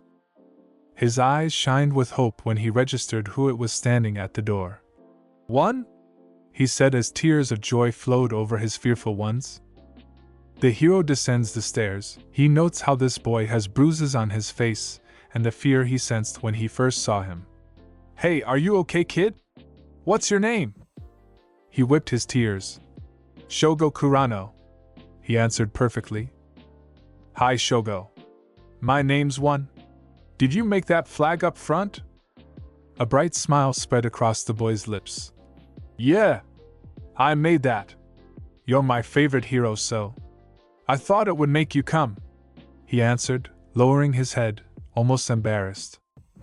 "Well, now that I'm here and I've seen it, I think it's really cool," One said with a warm smile. "What are you doing down here?" He gently put a hand to the boy's bruised eye. "Who did this to you?" he asked, sympathetically. Shogo lowered his head for a moment, then he remembered his feelings from earlier. "A bad guy," he answered, meeting the hero's eyes. "A bad guy, huh?" He extended a hand to the boy. "Come on, you're safe now." One sensed a presence approaching and turned around just as a tall, muscular, black-haired man with a tight black shirt and blue jeans stood in the doorway. "What the hell are you doing here?" he exclaimed, demanding an answer. One looked at the man and glanced back at Shogo, whose entire body language was fearful and pleading for help. "I take it this is the bad guy you were talking about?" Shogo just nodded. One turned to the father, who was glaring daggers at him. "You've got no right to be here!" One walked from the boy, fist clenched as he fully assessed the situation. He released a wave of power aura onto the man as he began ascending the steps. The father felt overwhelming fear, as if death himself was approaching him. As One got closer and closer, he felt smaller and smaller. "Why you hear me? Why you've got no right?" He managed to squeal through his gripping fear. He fell back as One made it to the top of the stairs, feeling like a tiny, insignificant insect before a beast that would claim his life if he so much as breathed wrong. As One stood tall, looking down on the abusive father who had a look of sheer terror, he took a breath to quell his anger. "Shogo! Come here!" The boy made his way up the stairs and saw his father, the scariest person he knew, on the ground, terrified and looking like he was about to pee himself. "What do you see?" "My dad finally getting a taste of his own medicine," he answered with an angry look bearing down on his old man. "You could see it that way. But do you want to know what I see?" Shogo looked at him. "I've seen it plenty of times since I became a hero. A small, pitiful, insignificant creature desperately trying to be big.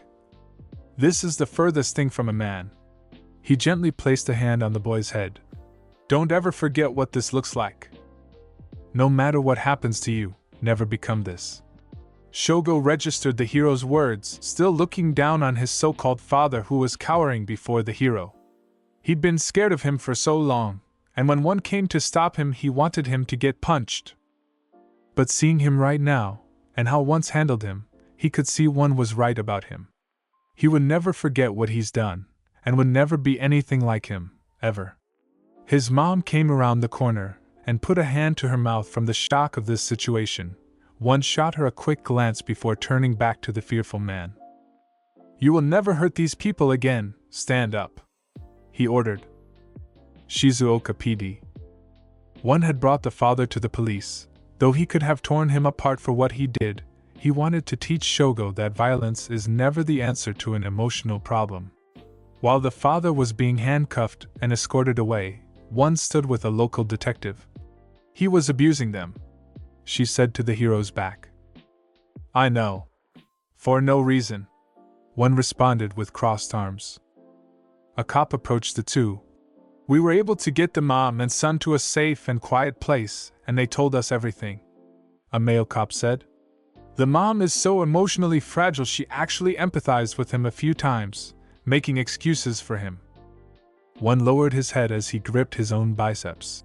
That's the sad reality in abusive relationships.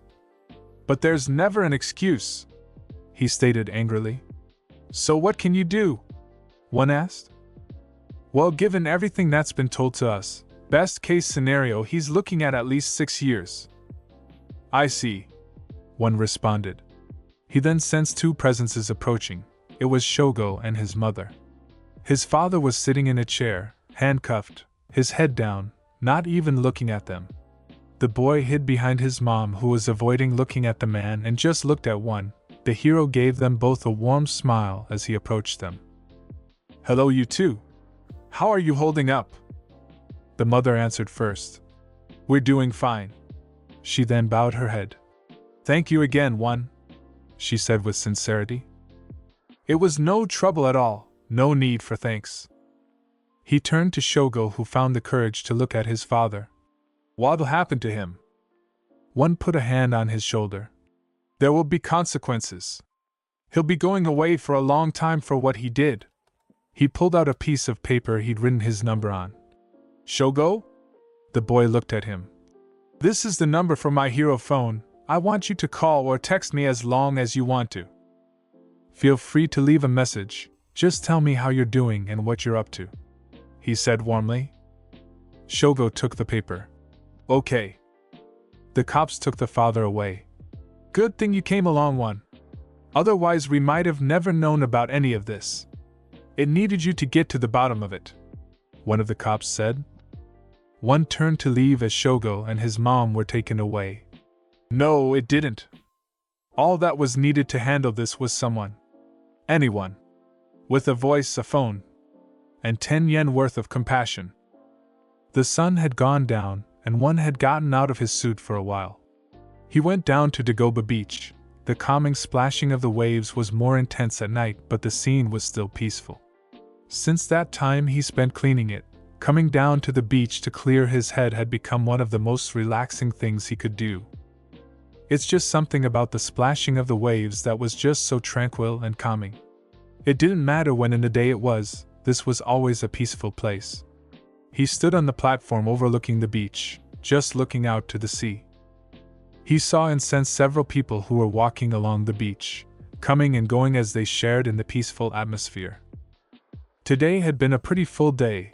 It didn't take Yamato long to issue a press conference to address the public about the full details about the alien attack.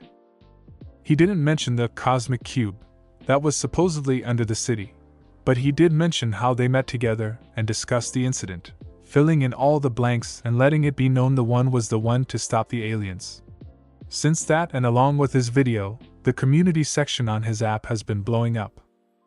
Over 10 million people have seen it, and the comments are a mix of shock and support. Naturally, there's the cynical comments claiming he's a liar, and what he does is impossible to imitate merely through training. Many people are even calling for him to be the new symbol of peace. All Might's retirement has sent ripples throughout the world, but especially Japan. People are feeling a new sense of uncertainty that hasn't been felt since before he came onto the scene, and they don't know how to cope. Now that All Might's gone, Endeavor is now the new #1 hero, and while many people don't doubt his effectiveness, he's no All Might and he definitely isn't one.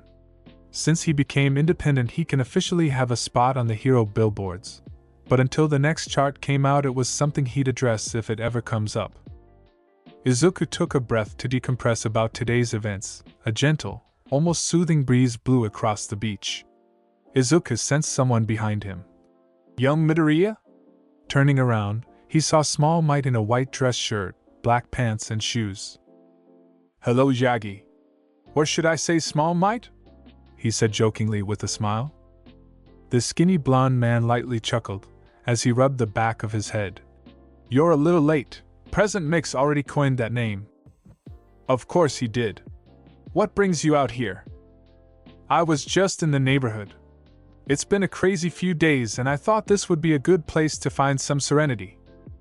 Izuku turned back to the beach. Well, you definitely came to the right place.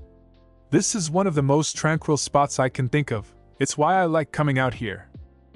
All Might took a few steps and stood next to the teen, both taking in the calming sound of the ocean. They stood in silence for a while before the blonde spoke up. How have you been? Izuku didn't turn to look at him and just kept looking straight. Pretty sure I'm the one who should be asking you that. I heard about your last fight. You used it all up, right? All Might sighed. That's right. One for All is gone from me completely now. And in spite of that, you still didn't give up, and managed to finish off the alien you all were fighting," Izuku said, turning to the hero with a smile. All Might was moved by the young man's smile. His tone and aura were different since they last spoke. "I just remembered something at that time, something I had forgotten because of my dependency on my quirk. And that was what made me worthy of it in the first place." Izuku faced the ocean again. "As long as you have no regrets, it's fine. Once you've gone the distance as far as you can, your hero's journey is complete." "That's a true statement, but I admit retirement hasn't fully set in yet." "I hear you're a workaholic? I give you a month before you fully set into retirement." "Well, I'm still a teacher, so I won't be completely bored," he joked with a smile. The two shared a brief laugh before they went back to silence. The sound of the waves crashing on the shore maintained the calm atmosphere between the two. All Might turned to the greenette. "I saw your video earlier. I watched it with Melissa." Izuku looked at the skeleton-looking man. "It was a bridge I knew someday I need to cross. People have been speculating about me and my quirk since I stepped on the scene, and after everything that's happened this week, I figure I may as well clear the air. I told my truth. I'll probably have to go on a major platform and go in depth about that, but I wanted to go to the public that supports me the most first." The response has been pretty positive. I've met several people today who were greatly impacted by it, in a good way. "Melissa was one of them too," All Might said, looking him in the eyes. "When I met her back on island, I found out she was just like me. But I couldn't tell her my secret. It was really nice meeting someone who's like me. Someone who aims high, with the drive and dedication to reach their dream." He chuckled. "I actually wouldn't mind investing in her future support company," he joked. All Might couldn't help but chuckle at this as well. "I'm sure she'll turn the industry on its head," he said with a laugh. His laughter stopped, and he lowered his head as he ready to say something he's been wanting to tell the young man since he learned his identity. He raised his head. "You know, I was also quirkless as a kid," he said calmly. Izuku turned to him, shock evident on his face. "What?" "Now that Ofei's gone from me, it's the end of my dream. I'm back to how I used to be." Izuku looked in the man's sunken blue eyes. This information was something he definitely wasn't expecting.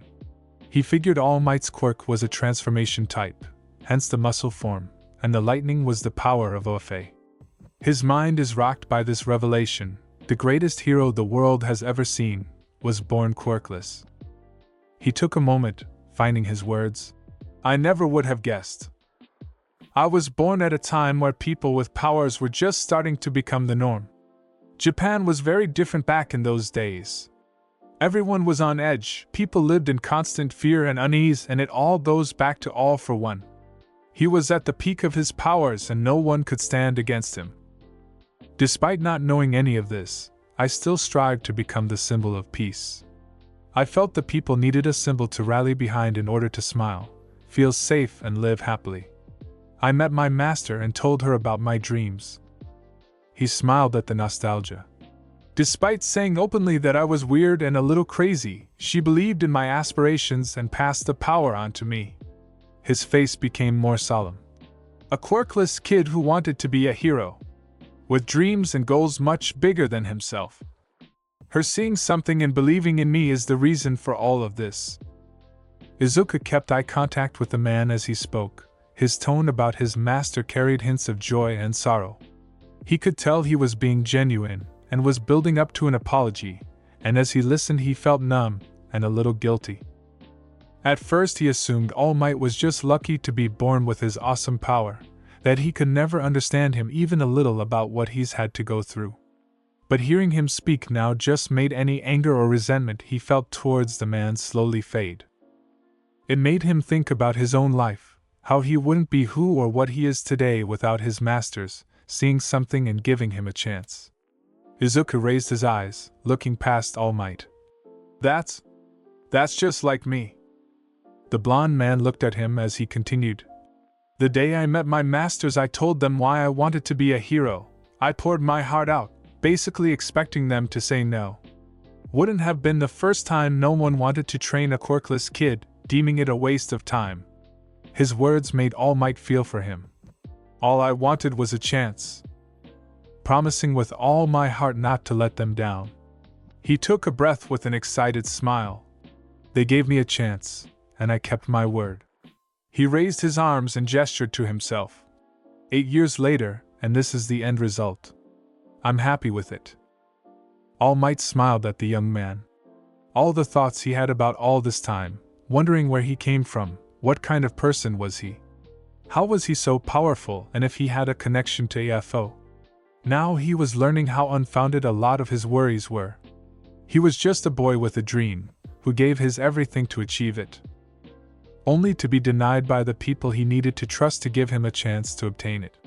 He never thought of himself as an ignorant person. He always tried to handle people with kindness and understanding, and it bothered him that ignorance was a driving force in creating one.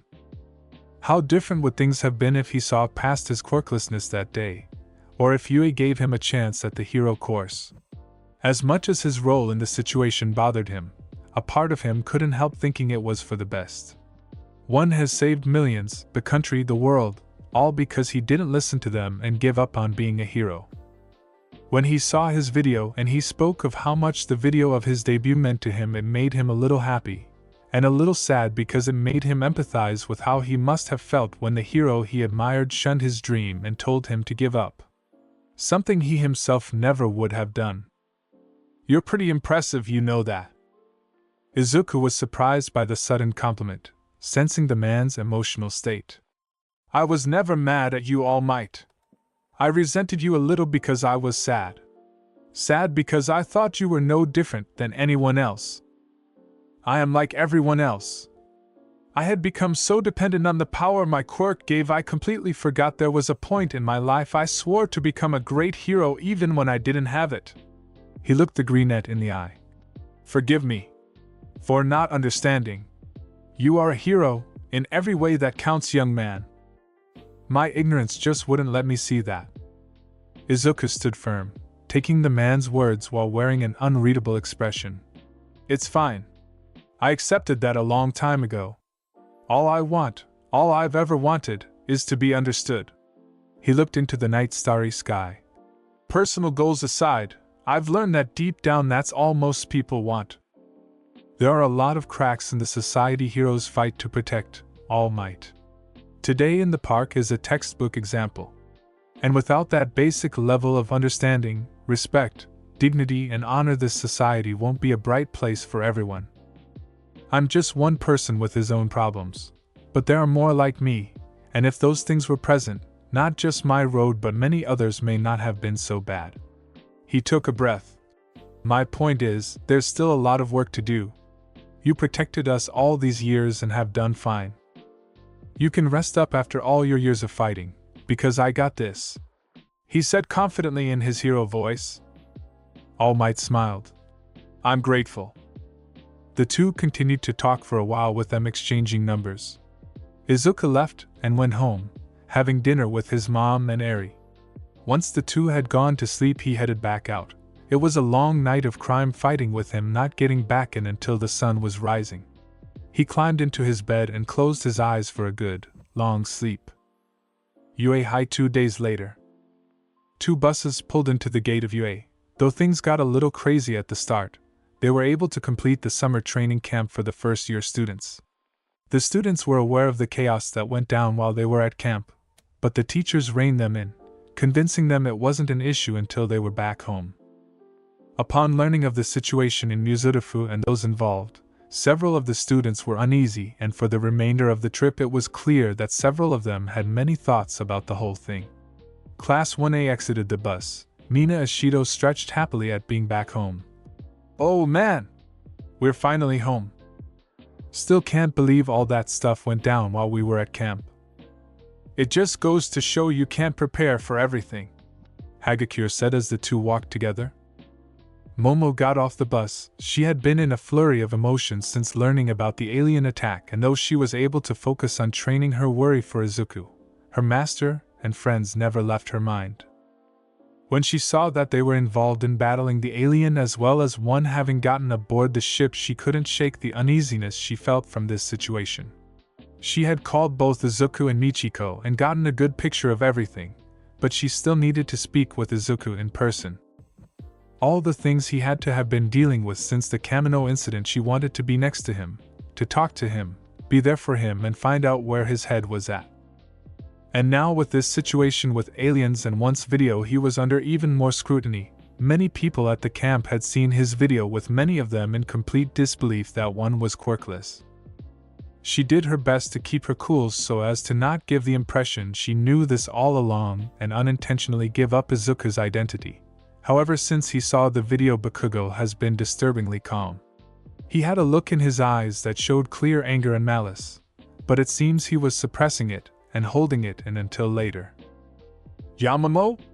Jiro called out to her friend, concerned. Momo shook off her thoughts and looked at her friend. "Yes, Jiro? You've been deep in your thoughts the past few days. Are you still worried about your master? I apologize if I've seemed distant, but I've had a lot on my mind." The long earlobed girl blushed slightly. "Well, if you want to talk about it, I'll listen." Momo felt warm at the words and consideration from her friend. "I appreciate it, Jiro. But there are people I need to see first." "That's fine." "Man, training camp was hard, but we made it through somehow," Kirishima confidently exclaimed as he stepped off the bus followed by Siro and Bakugo. "You're not lying about that. I swear every day it felt hell. The price of being plus ultra, I guess. I trained hard, but I gotta admit I'm a little bummed out that one never came back to the camp," Kirishima said. "In hindsight, it's kinda better he didn't. Think about it, if he were helping us, he wouldn't have been in the city to stop those aliens when they showed up. That whole thing was crazy. I couldn't believe it when I saw it online." He looked at the ash blonde, who had a solemn expression with a calmness so unnatural it was almost concerning. "Hey, now that we're back from camp, what are you trying to get into, Bakugo?" he asked, friendly. The blonde's expression didn't change as he looked at him. "Nothing with you idiots. There's some things I gotta take care of." His words may have had his usual angry tone, but internally his thoughts were all over the place. The ones who trained Deku were at the center of the alien attack, and Deku had taken care of the ship. He basically saved the city and the world, outshining every hero in the country, including All Might, while he was busy trying to strengthen his quirk. Speaking of All Might, he was completely surprised by his retirement along with what his favorite hero truly looked like. He would be sure to ask him about it when he saw him next, but right now his main concern was Deku. Since that night in Kamino, he's thought about little else. He was aware that the world was at a critical time right now, but he didn't care. He would confront the nerd no matter what it took. As all the students collected their things and left campus, the two males teachers watched them, content with the progress everyone made during this week of training. Once everyone was gone, the two men headed upstairs to speak with the other teachers. Nisa said there would be a meeting when they got back, and though they both just wanted to go home, it was the price of being a UA teacher. Eraserhead and Vlad King made their way through the halls of UA, making their way to the conference room.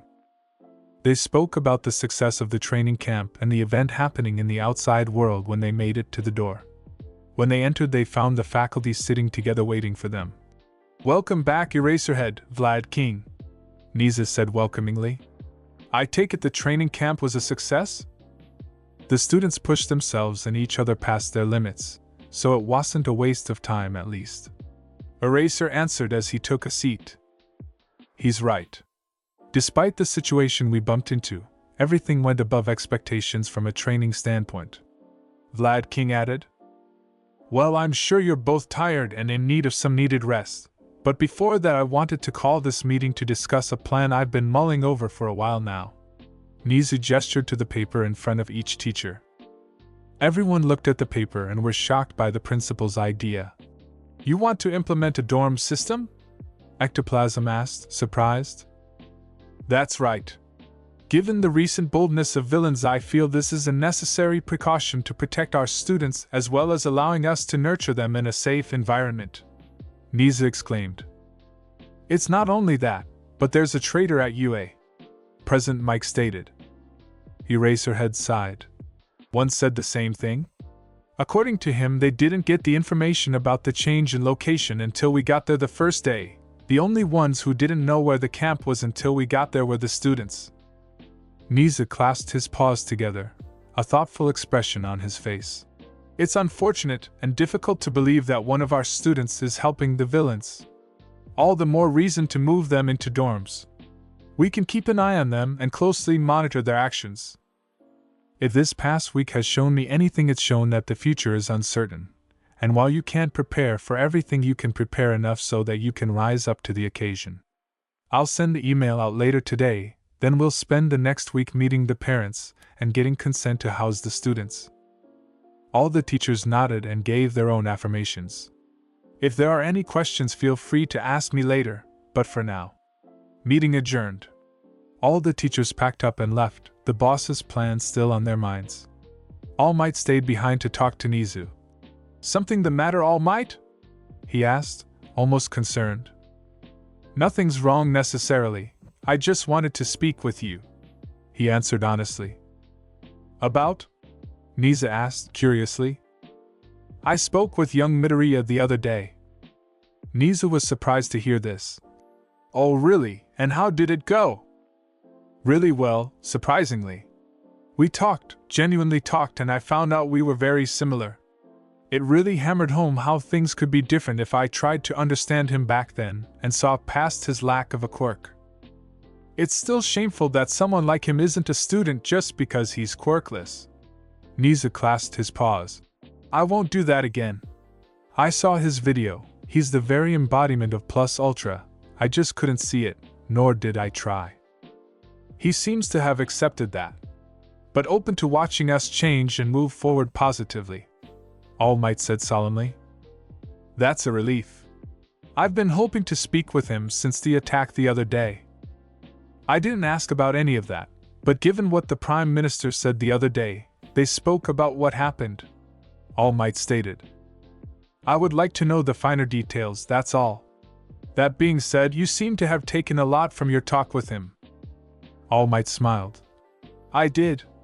That first step you mentioned, I believe I may have taken it.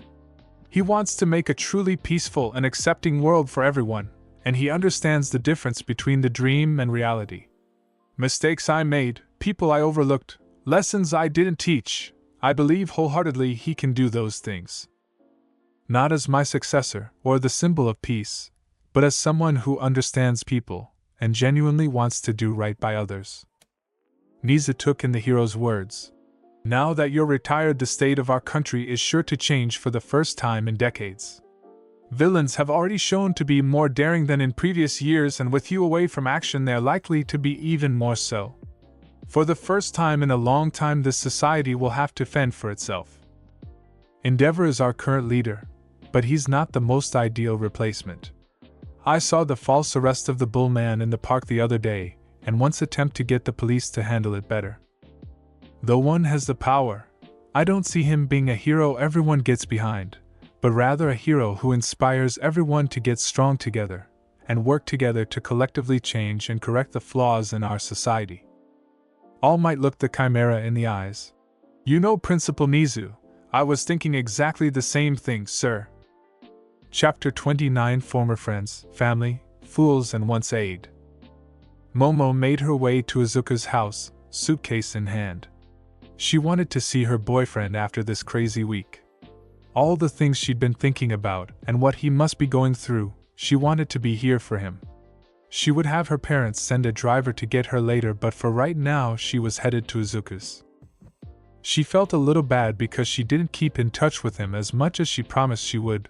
The last time they spoke was the afternoon after the Kamino incident before the aliens attacked. It's been 4 days since then, and she's been hard at work training. She saw how busy he's been through online reports, such as the situation in Musudafa Park, the Prime Minister mentioning him and crediting him as the one who stopped the aliens, and now his video revealing that he's quirkless. Everyone at the camp saw that video and everyone had their own opinions about it. It took everything in her not to go off on those who tried to defend the Hero Academia for discriminating against him. Mr. Aizawa had given her a knowing look after he saw the video, and the two even had a talk in private about one after the villains were arrested. It mainly boiled down to him calling her irresponsible for knowingly allowing someone to engage in vigilantism for so long. Last semester they even had a whole class about vigilantism, why it's bad, wrong, and can't be indulged. She stood there and took it, not really caring for her teacher's words. She also couldn't help but think about what Bakugo said. They had walked together for a while, seemingly going in the same direction when he dipped off, heading home. But before he left, he gave her a warning to pass on to Izuku. "Tell the nerd I'm coming to kill him." He turned to walk away when Momo blasted him with a wave of power aura. It wasn't as strong as Izuku's, Michiko's, or even Saki's, but the blonde froze in his tracks and slowly turned, a fearful look on his face as he refused to look into her cat-like eyes. "I don't care whatsoever how damaged your ego is, Bakugo." Momo looked him in the eyes, her onyx eyes piercing his red ones. "Izuku surely has a lot on his mind right now. I won't allow you of all people to be an annoying trifle." "The hell did you just say to me?" he asked with venom, his anger slowly overcoming her aura of intimidation. "Even if you act like a hot-tempered fool, I know you're very perceptive. So I'll put this in a language you can understand. You've done more than enough to Izuku. He stays out of your life, so grant him that same kindness." Bakugo clenched his hands, making small explosions, a vile sneer across his face. "This has nothing to do with you, Ponytail.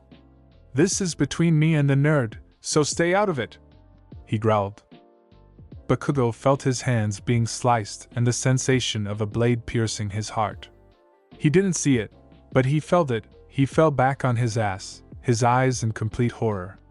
His heart was beating rapidly and aching, and he felt pain in his arms. Looking at them, he saw they were still intact, and inspecting his chest and found he wasn't bleeding.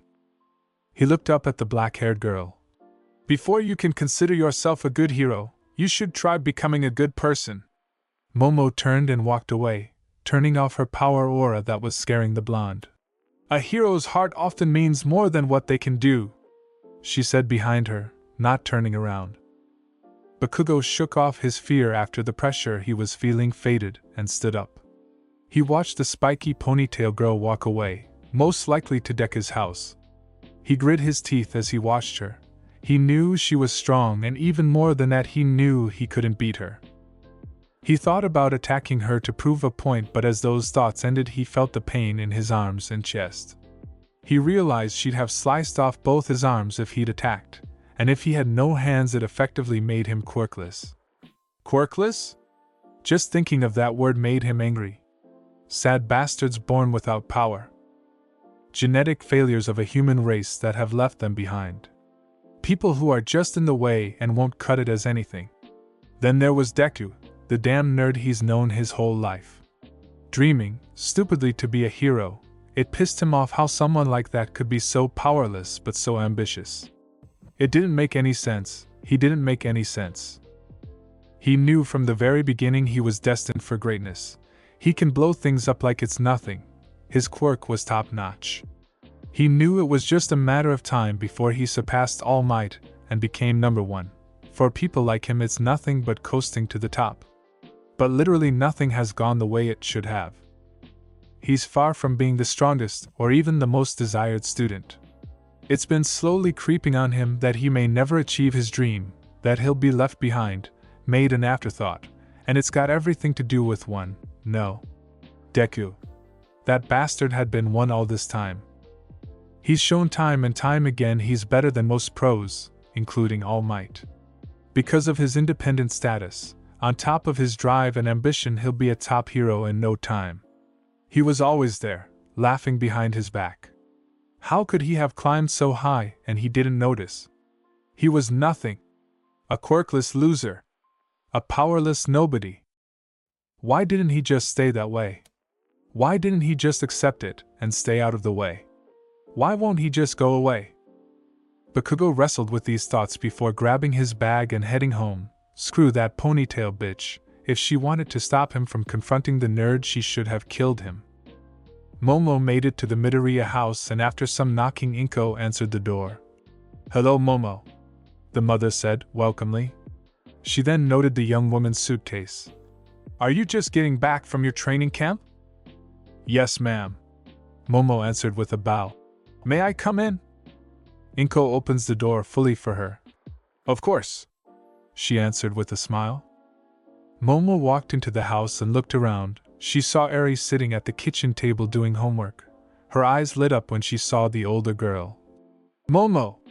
Eri squealed as she bolted from the table and went to hug the older girl. Momo warmly reciprocated the hug. Hello, Eri. Are you doing okay? Yeah, Eri responded happily. They broke apart. What are you here? She asked innocently. I just got back from a week-long training trip and I wanted to see Izuku, she replied with a smile. Oh. Inko walked into the living room. He's actually sleeping right now. I heard him come in pretty late this morning. I see. I take it he had a pretty long night. This whole week has been full of long nights, Inko stated. You're welcome to stick around until he wakes up, and I'd be happy if you could help Eri with her homework. Momo's face lit up, pumping her fists as she loved helping people learn. Not a problem, Mrs. Midoriya, she said excitedly. She looked down at Eri, taking her hand and walking back to the table.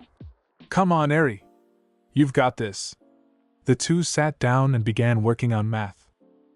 When Eri came to live with them, they bought first through second grade math, reading, writing, social studies and science books, and Eri was homeschooled through these 5 days a week. 4 hours later. It was 4 in the afternoon, and Izuku had woken. That was a refreshing sleep and he was ready to see a new day. He left his room, went to the bathroom, took a shower, brushed his teeth and flossed. After getting dressed, he saw his mom had made lunch for him, and he sensed Eri was gone. Good afternoon, Mom. Hi, Izuku. Did you get enough sleep? He stretched. I did. But unfortunately crime doesn't sleep. It may not be good for me, but I may need to pull all-nighters more often. Inko was a little worried at these words. Where did you go last night? Izuku rubbed the back of his head. I was all over the Chubu region last night. That's actually nothing compared to All Might, who once worked for 3 days straight stopping crime non-stop. I can't imagine that kind of work ethic. While I'm happy that you're living your dream, Izuku, don't forget to take time to rest and make time for the people who care about you, she said warmly before gesturing to the kitchen. I made you 2 bowls of katsudon for lunch. I figured you'd be hungry after you woke up, and Momo took Eri down to the park to play. Izuku was surprised. Momo's here? She came here right when she got back from her training camp. But you were asleep, so she chose to help Eri with her homework until you woke up. They should be back in a bit, and you should tell her about your video.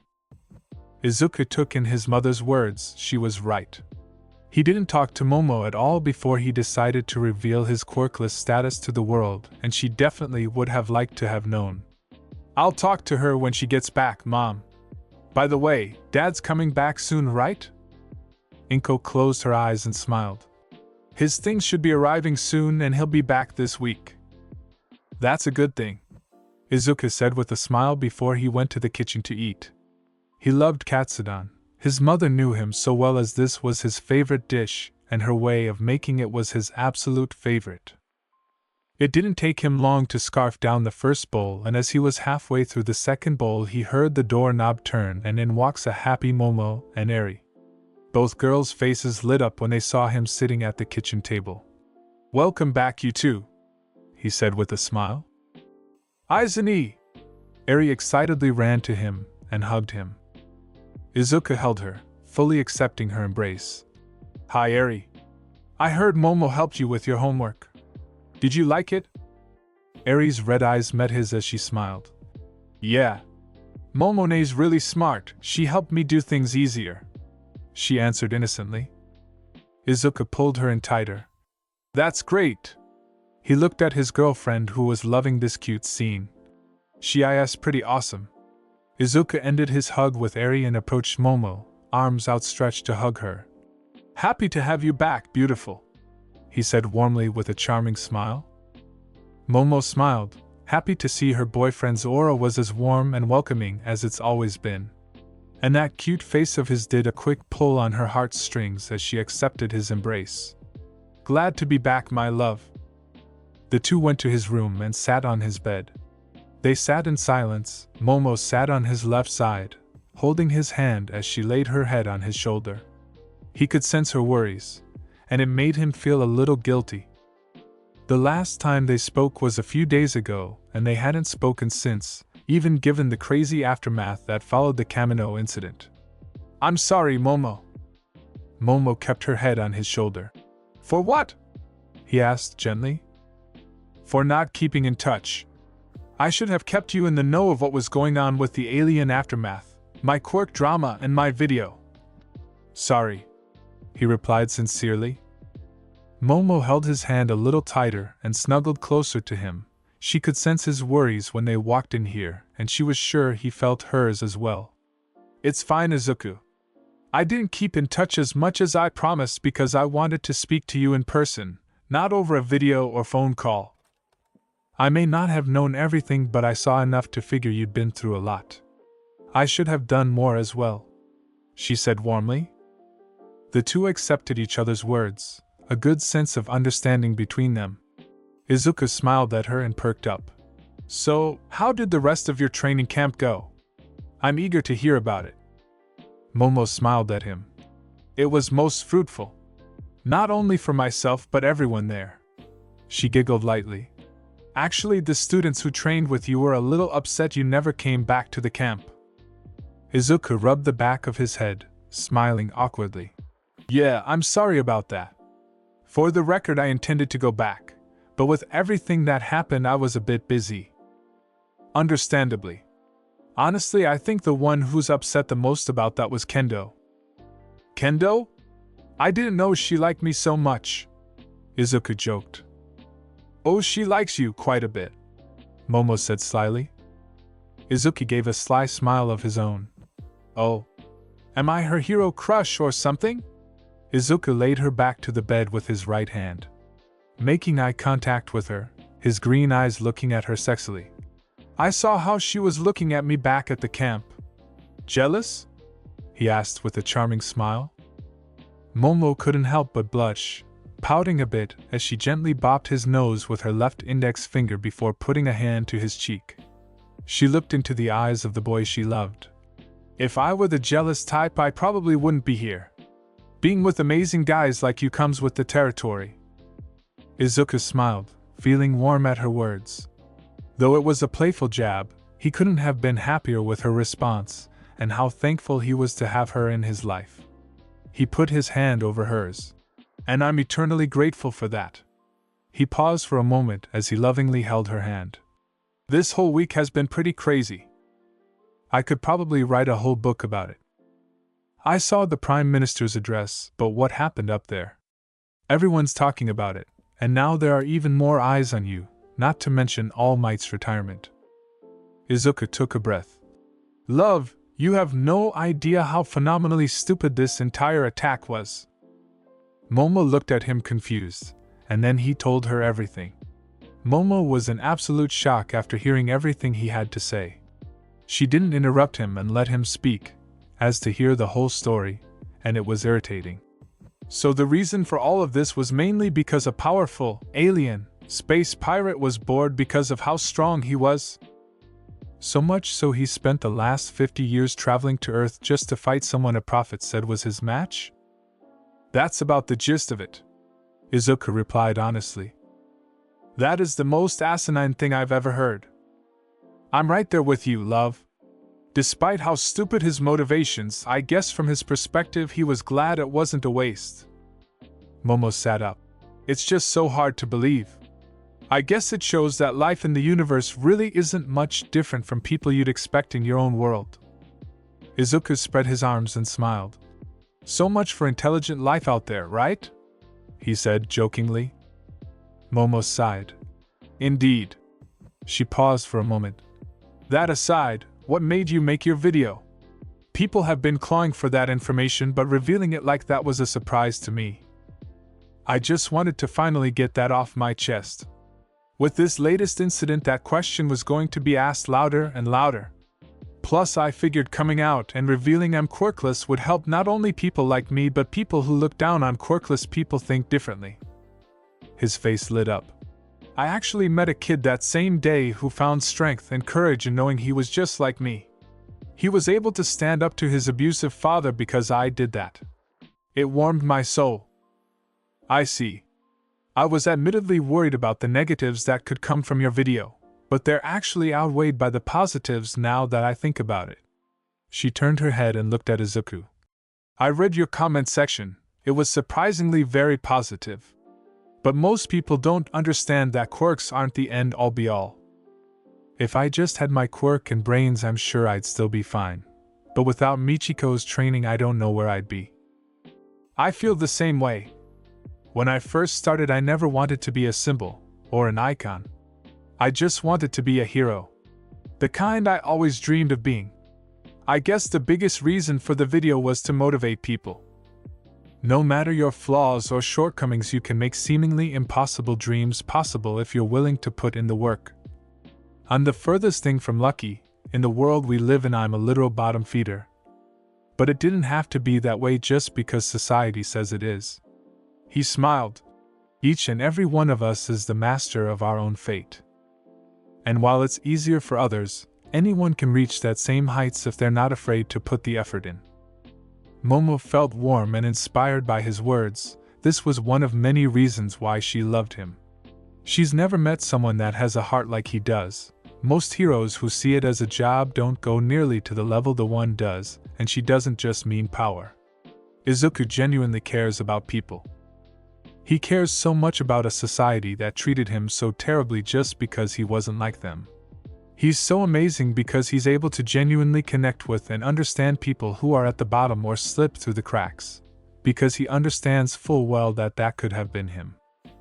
Her onyx eyes looking into his emerald ones lovingly, a beautiful smile on her face that would charm most men. Izuku? He met her gaze. Don't ever change, she said warmly. Izuku looked at her charmingly. I won't.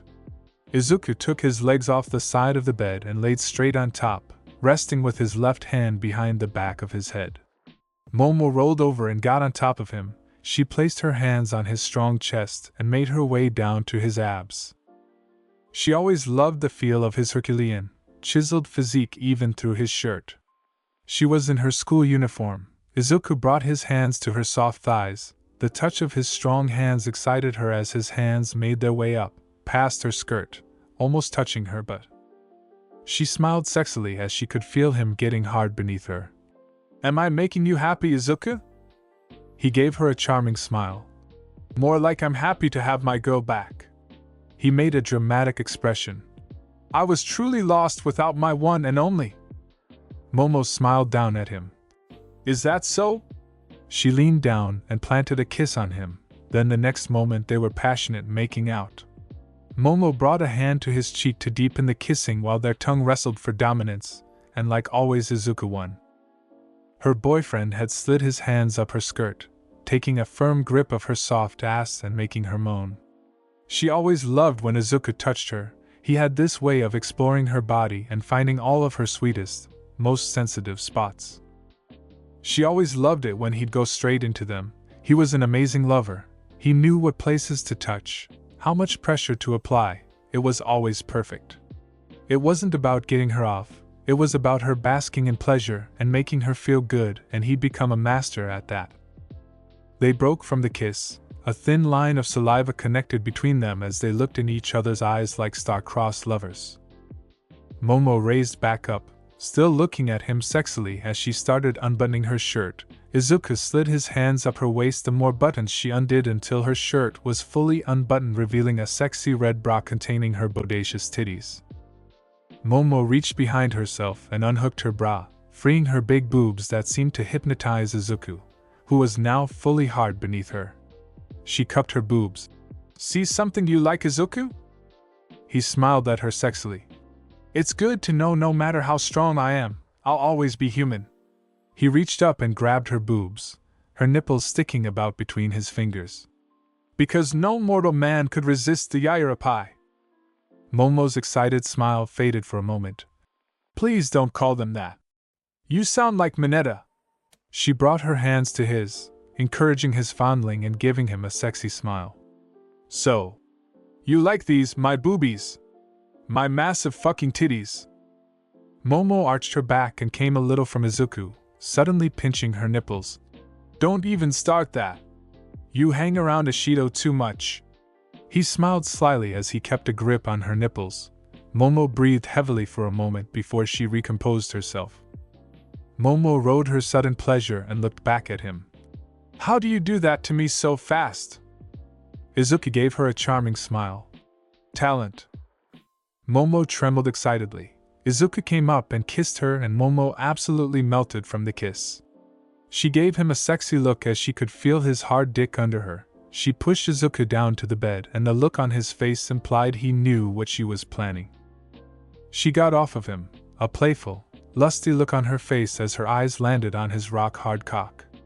It looked like it was on the verge of bursting through his shorts. She began to playfully massage the large bulge when there was a knock at the door. All the passion and lust died as both teens went on edge. Momo quickly covered herself with her arms and Izuku almost panicked when he saw the door wasn't locked. His mom just had the courtesy to knock. Momo quickly got under the bed sheets and he got off the bed, quickly adjusting himself to hide his erection before answering the door. Yeah, Mom? He said confidently, opening the door enough so as to not look suspicious. Inko gave him the mom look, and noted the girl laying in her son's bed. She also caught a small glimpse of the red bra in the center of the room behind her son. She knew he was sexually active and held her concerns as she knew he was responsible. Matching green eyes met. Katsuki's here to see you. Izuku's face shifted to clear surprise. Bakugo? She shot a quick glance at Momo who had a knowing look before hiding under the sheets. Well, that's not suspicious at all. He turned back to his mother. Give me a minute, he answered before closing the door. Izuku looked at Momo who seemed to be hiding from him. Do you know anything about this? Momo rose up from the sheets, her exposed breasts jiggling as she brought a hand to her cheek. He may have wanted me to tell you he was coming to kill you. She said, almost reluctantly. Izuku slouched and let out a deep sigh. Of course he did. Do you want me to come with you? You can if you want, but this is something between the two of us, he answered before reaching down and picking up her bra and tossing it to her. I'm pretty sure she saw that, by the way. These words caused Momo's face to turn beet red. He left his room and went to the front door only to find his mom in an awkward silence with Bakugo. Thank you, Mom, I've got this now. Inko gave him a nod and went back inside. Izuku looked at the blonde who had a look of suppressed anger, which was unheard of for him. Not caring for any nonsense, he gave him a smile. Wow, even though our moms are friends, I'm actually surprised you still know where I live. He made a thoughtful expression. When's the last time you were here? I think we were 7, as I recall. He joked. Bakugo grit his teeth. Cut the crap, nerd. There's only one reason for me to be here, and you know what it is. So come on, he aggressively demanded, gesturing to Izuku to follow him. Izuku shook his head. Sorry, can't do it. My awesome girlfriend is over. Since you've never had one, you can't understand this, but it's kinda important to spend time with her. He smiled brightly. Plus, it's really fun. Change a lot a bit, and I'm sure you'll get one day. Cool? Alright, later. He began to close the door when Bakugo stopped it. The blonde gave him a murderous look. Don't you dare think you can screw with me today, you fucking nerd. I know it's you. I know you're him. And if you don't come the fuck on, I'm gonna tell the whole damn world it's you, he said in a low growl as to not alert Inko. Izuku looked at the shorter blonde. This was the last thing he felt like dealing with today. Hell, he still hadn't gone on patrol. Izuku sighed. Mom, Momo, Eri, I'll be right back, he exclaimed before closing the door. Izuku saluted the blonde. Okay, let's go on your pointless ego trip. Bakugo shot him a quick death glare at that statement. Bakugo started walking with Izuku following, The two were in complete silence as they made their way to a familiar area, the woods they used to play in when they were kids. The last time they were here together, Izuku was still trying to be his friend and Bakugo was basking in his dominance over everyone. Izuku smiled nostalgically as he looked around. Haven't been here in a couple years. This place used to look so much bigger.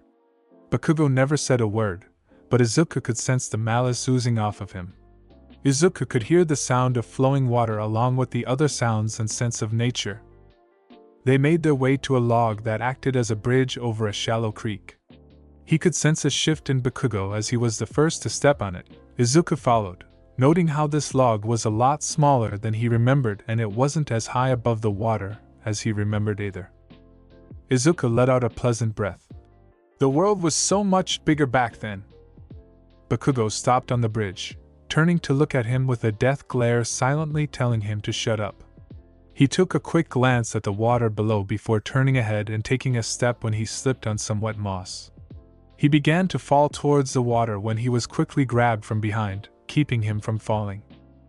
That would have been ironic. And funny, Izuku said as he helped him back onto the log before letting him go. Bakugo turned to snap at him but Izuku beat him to it. Blah blah blah, I didn't slip. Blah blah blah, I was just fine. Blah blah blah, die nerd. Izuku crossed his arms. Can we move on now? I do have important things I would like to do today. His tone angered the blonde. Come on. We're almost there. He turned and walked forward. Izuku followed him all the way until they reached a clearing with plenty of open space. Bakugo stopped in the center and then turned to stare down the greenette. Izuku looked around, taking in his surroundings. 30 minutes of walking for this? Okay. Izuku noted how peaceful the place was. This would have been a sweet training spot for me, shame I never knew about it. After spreading his senses and getting a full feel of the area, he met the blonde's murderous red eyes. His face looked calm, but he was clearly inwardly fuming. I've always hated you, you know that, Deku? He spoke seriously. Kinda hard not to take the hint. Ironically, I don't hate you. I don't think enough about you to hate you, you're just this quirkiest guy I know. He answered casually. Bakugo's hands balled into fists. Quirkiest? Obviously. Your entire worldview is built around how much better your quirk is than everyone else's. Not only that, you have no problem with openly mocking and belittling anyone whose quirk you deem inferior, essentially tying a person's entire worth to their quirk. He visibly shifted. The hell's wrong with that, huh? The extras can whine and cry all they want. The fact is you're either born to be great or be a bottom feeder. Izuku rolled his eyes. Oh yeah, a lucky jerk and his explosions. Take that away, what are you? He asked seriously. Bakugo registered his question, looking almost hesitant to answer. I know people with weak quirks worth 10 of you. Sure, you've got a strong quirk, but that is literally Ike. Your quirk is where any and all positives about you as a person end. Bakugo made small explosions from his hands. You think I give a shit? All that matters is that I'm stronger than anyone else. It's only a matter of time before I surpass All Might and become the #1 hero. You've been spewing that nonsense since we were kids. Don't you know that being recognized as or being the strongest hero means almost nothing? There's a difference between having strength and being strong, and you are definitely not strong, you just have strength. Bakugo grit his teeth, ready to explode as thoughts of one flashed through his mind. Was it funny? Looking down on me all this time? Izuku met his gaze, unflinching. I believe I've told you before, nothing I do has anything to do with you. I stay out of your life, so how could I possibly look down on you? Because you never fought back. His bangs covered his eyes as he grit his teeth and lowered his head, trembling with anger. Izuku kept a stern look. And what would have been the point of that? I didn't train to gain power to show it off, hurt others or gain some meaningless title. So you're calling my goal meaningless? He growled. This coming from the same guy who told me to kill myself because being quirkless my life must be so devoid of meaning that I should just end it, and hope to be born with a quirk in my next life. Bakugo's eyes narrowed at these words. You're so frustrated right now because you're realizing what I've always known. You need your quirk to feel strong, or have any value or worth as a person. I do not. You don't deserve my antipathy. All you've ever deserved is my utmost pity. That was the last straw as Bakugo blasted towards Izuku, and predictably he threw a strong right hook. The blast seemingly hit the greenette. Bakugo stopped and looked as the blast faded and saw Izuku was gone. Where'd he dash? You know, despite how cool your quirk is, it's actually kinda nasty. A voice said from behind him, causing him to quickly turn around to see Izuku standing casually, unharmed. Your quirk is essentially exploding sweat, but your explosions really stink. They have a musty after smell to them. Has anyone told you this? Bakugo rushed back at him, throwing another blast only for Izuku to dodge. And then another and another. Stop running! Stand still and fight! He demanded. Izuku appeared behind him with his back to him. Who said anything about fighting? He backflips over Bakugo to dodge a blast. He landed a good distance away from him. An important thing about having power is that you get to choose how to use it, and I chose not to engage in something like this. Bakugo rushed back at him, throwing a series of explosions that all failed to hit his target. Fuck you, DKU! He roars as he starts throwing stronger explosions, setting some of the woods around them on fire.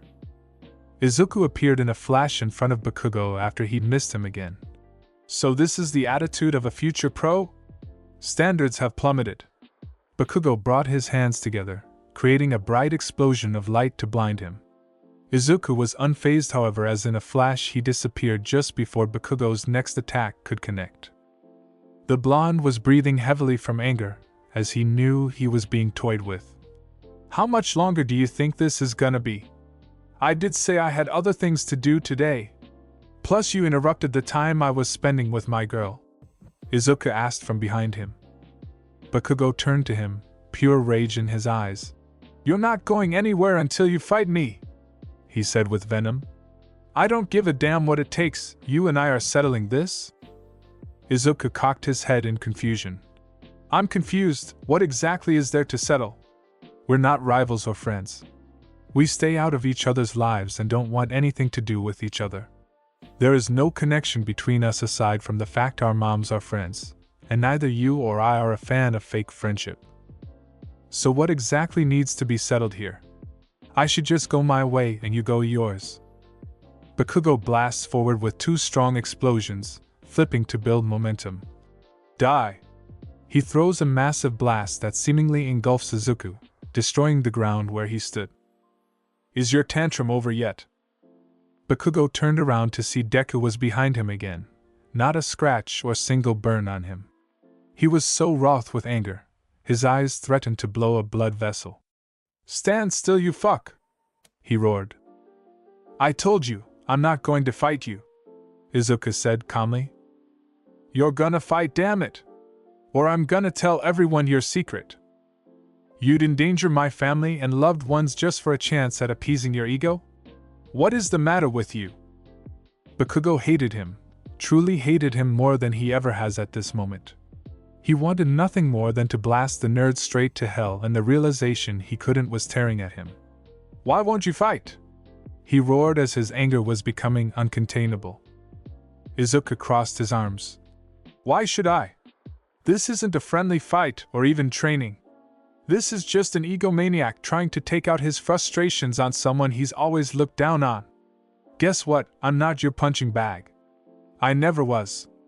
Boo-hoo, nothing goes your way or was as you thought. Big deal. Move on and take the knowledge that you were wrong about a lot of things and use that to become a better person. Then maybe you can be a good hero. I don't need any fucking lectures out of you, nerd. I'm gonna kill your ass right here and now. Still as far from a hero as you can get. He sighed, genuinely disappointed it has to be this way. Fine then. We'll play by your rules, Bakugo, he said before his aura became serious, and he took his stance. Come at me, fool! Bakugo's eyes widened as the air around them became heavier, It made him sweat and his heart began pounding faster. However, he wasn't excited about it. He was feeling something he never thought he'd feel from Deku of all people, and that was genuine fear. He smiled confidently, his face full of anger. "It's about time, you bastard!" He blasted forward. "I'm blasting you straight to hell today!" He roars as he closes in on the greenette, who casually raises his right arm with a flat palm. Bakugo gets close enough, both arms cocked back as he ready to double blast. D-dash. He was cut off from Izuku, landing a single, heavy chop to his left shoulder. Pain shot through every part of his body, the hit cracking the ground beneath him and causing him to lose all feeling and drop to the ground. His eyes became heavy and whatever thoughts he had vanished. As he slipped into the void, he couldn't comprehend the pain, or even the fact that he lost. As his eyes shut and the last glimmer of consciousness faded, the last thing he saw in the dark cloud of his mind were two boys. It was them when they were little. "Wow! You're so lucky, your quirk is amazing, Kaken. When I get mine, I hope it's just as cool. Whatever, Deku, no matter what power you end up with, you'll never be able to beat me." Izuku shook his head as he looked down at the beaten blonde. Sighing, "It didn't have to be this way, you know." He put the unconscious blonde on his shoulder and made his way out of the woods, making his way to the Bakugo house.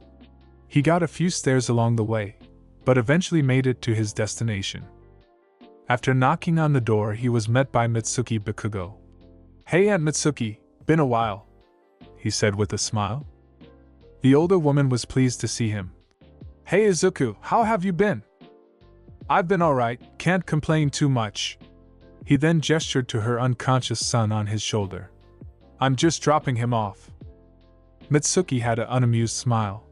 "What did that idiot do now?" "I guess he was trying to prove a point, and it kinda backfired on him," he said with a smile. The mother shook her head. "Of course it did." She gestured to the house. "Thanks for bringing him home." "No problem," Izuku said as he entered the house. He went to Bakugo's room and laid him on his bed. He noted how much his room has changed since they were kids. It was as generic as you'd expect for Bakugo and was surprisingly clean. Along with that, he was surprised that he had an All Might poster on his wall. He had actually given him that when they were little. It was a poster that had every age of All Might on it, young to golden. He had one just like it in his room because his mom had given it to him for his 7th birthday.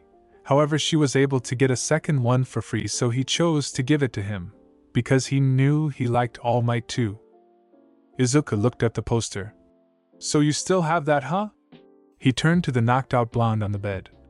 "I wonder if that All Might card is still here somewhere. I know I've still got mine," he thought before turning and leaving the room, closing the door behind him.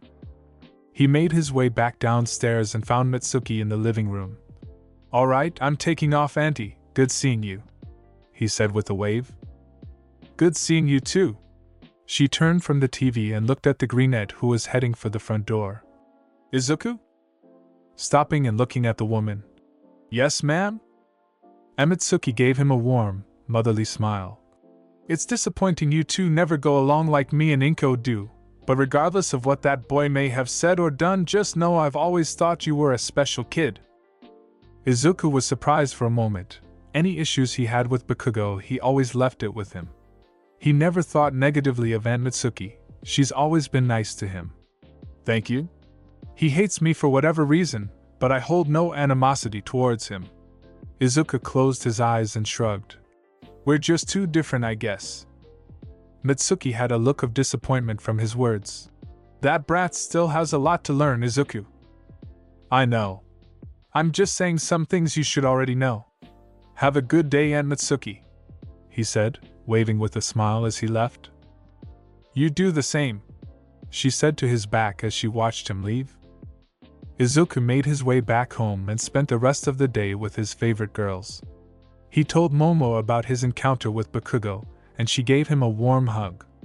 Later on, Izuku took everyone out for dinner. Momo's driver had arrived that night, and the two shared a final kiss before the limo pulled off, taking her home. The sun had gone down, and he decided to go on patrol, Working so late last night, and everything that happened this afternoon really ate up his day. Finding a secluded spot, he got into his beta costume, he leaped onto a rooftop and began free running across the city looking for crime. Muzurifu has actually been pretty quiet since the alien attack, so he'd probably need to head to one of the larger cities for action tonight. Looking down from a building, he spotted a familiar heterochromatic-haired boy. "Todoroki?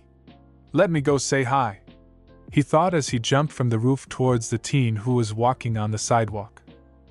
The half-and-half boy never saw him coming as he landed without making a sound behind him. "Todoroki?" Turning around, Todoroki's eyes widened in surprise. "One?" The hero smiled, raising a hand. "Hey, how's it been?" "Fine. Are you on patrol right now?" "Believe it or not, I just got started for the day." Todoroki had a blank yet confused look. "But it's night." "I know. I mean, I'm just now putting on the suit and heading out. It's been a long afternoon, plus I didn't wake up until about 4. "I see." He turned his head as if thinking of what to say next. "I saw your video. You're truly quirkless?" One smiled confidently. "Yes, sir." "I never would have guessed." The hero's smile continued to shine. "I don't blame you for that. Is it really that hard to believe you can achieve great power just from training?" "Your level of power, yes, it's hard to believe," Todoroki responded blandly. One shrugged. "Well, it's the truth." He started punching the air. "I fought through blood, sweat and death to obtain the strength to become the hero I always wanted to be." Who he wanted to be, Todoroki thought as his words resonated with him. He hasn't forgotten the words he spoke to him during their first conversation. He was able to change as a person at least a little and see more clearly. He was out for a walk, though he just got back from camp. He had to get out of the house. His old man was in a mood. According to Fuyumi, he's been like that since the alien attack, as after All Might's retirement he's now the top hero, and he's not pleased about it. "One, do you mind if I ask you a question?" "Shoot," he responded. "You said everything you've done is for your dream, but what kept you going despite all your obstacles?" "That you want to know, huh?" He paused for a moment, thinking about his answer. "If I'm being perfectly honest, my dream and my effort to achieve it were all I had. A hero was all I ever wanted to be, so much so that I never entertained the idea of a plan B. I understood early that all those who doubted me or dumped on my dream were just speaking from a place of ignorance. Every time someone told me I couldn't be a hero without a quirk, I just took it as them saying without their quirks, they couldn't be. It was just another case of me being different from everyone else. Just because you believe in something doesn't mean I have to. My peers, teachers, the Hero Academia and even heroes told me my effort was for nothing. They never so much as looked at me, and when they did, all they saw was that I didn't have a quirk. I guess my answer is that I always knew my hard work would pay off one day, and I never lost faith in that. Because effort truly is pointless if you yourself don't believe in it." Todoroki registered his answer, a rare sign of peasant emotion in his eyes. "I see. That's pretty inspiring. I do my best. Now let me ask you something. Are you feeling all right? I sense you're feeling uneasy about something." Todoroki had a shocked expression, impressed at his perception. He closed his eyes. "My old man was being a pain, so I had to get out of the house." "Is that right? I'm assuming it has something to do with him now being the #1 hero." "That's right. He's been in a mood since All Might's retirement, and according to my sister he's been cooped up in his training room doing nothing but torching the place. Thankfully that room is specially made, or the whole house may have gone up in flames by now." One brought a hand to his chin and thought for a moment. He looked the other teen in his eyes. "This may not be one of my brightest ideas, but do you mind taking me to speak with him?" Todoroki's eyes were visibly surprised. "Are you sure about that? I'm not the biggest fan of your father, even more so given what you told me before. That being said, this seems like one of those times where an outside source is needed." Todoroki still looked uneasy. He then closed his eyes and sighed. Okay. Home's this way. He walked in the opposite direction with the hero following him. The two talked amongst themselves as they made their way to the Todoroki house.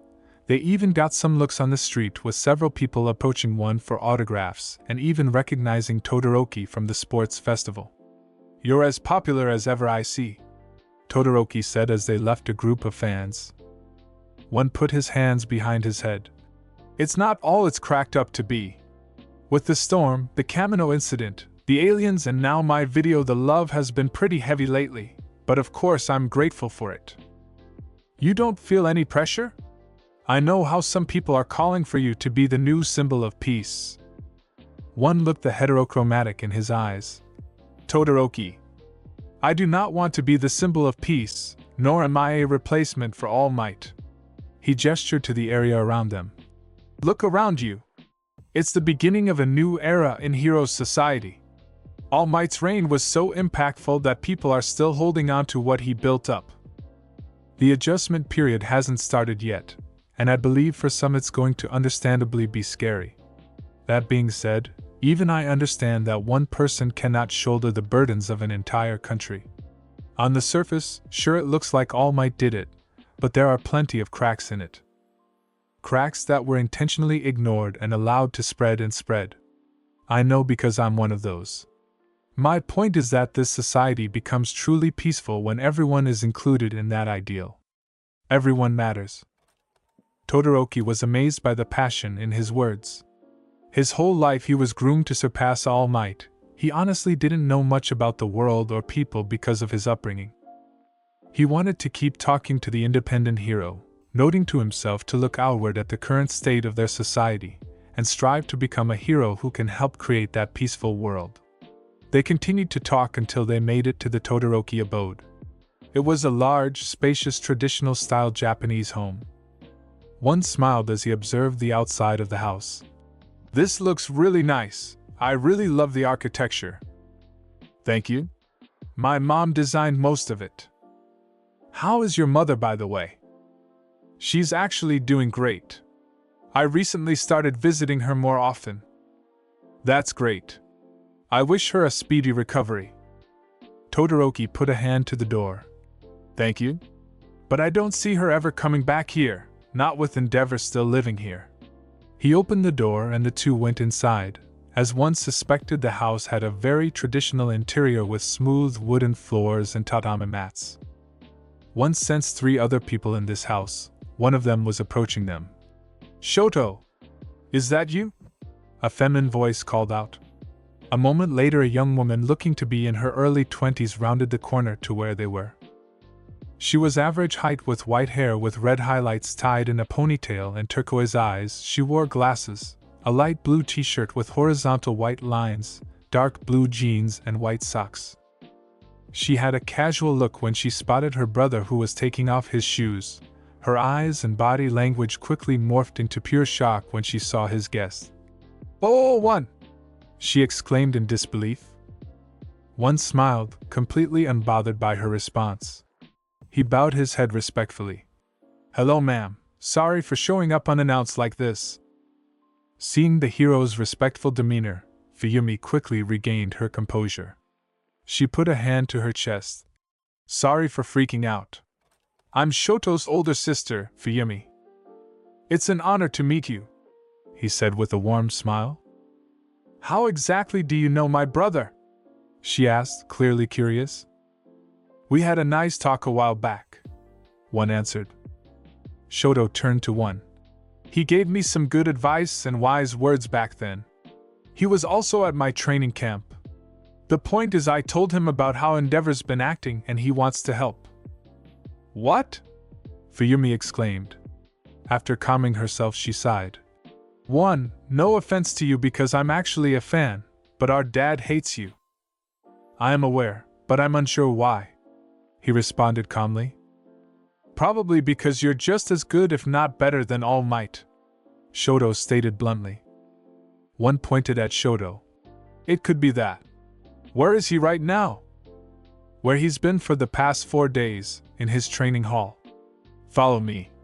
She gestured to the hero to follow her. One quickly took off his shoes and he along with Shoto went after her. So is it as bad as I'm imagining? One asked. Maybe. Dad's been cooped up since he was told he was now number one, only coming out to eat and bathe, even skipping work, which never happens. Well, hopefully I can talk to him and see where his head is at. Fuyumi turned to him with an enthusiastic smile. Please do. By the way, you're welcome to stay for dinner. Though he just ate, he didn't mind eating again, plus he could smell the delicious aroma from the dining room when he walked in the house. I'd like that, he answered with a smile. They reached the training hall and Fuyumi slid the door open. Inside they saw Endeavor. He was sitting on the floor, beard ablaze. He was wearing a navy blue tank top and black sweatpants. The room was covered in scorch marks and burning flames along with the remains of destroyed exercising equipment. Dad, we have a visitor, Fuyumi said, almost nervously. Endeavor turned around with a casual, angry expression that turned red with anger as he burst into flames, quickly standing up upon seeing the guest. What the hell are you doing here? One stood, unintimidated. Good to see you too, Endeavor. I heard you were going through the motions, so I came to talk, he said, kindly and honestly. Endeavor's glare deepened. Get the hell out of my house, you brat, he demanded. Come on, Endeavor, this is a critical time. Surely you'd want to talk to someone about how things are likely to change now that All Might's gone? His glare didn't shift at all. Come on, I'm not here to brag, judge, joke, or whatever you think I'm here for, he said sincerely. There was a pause with the man's angry look not going away. His eyes shifted to his children. Leave us. Shoto walked back down the hall as one entered the room.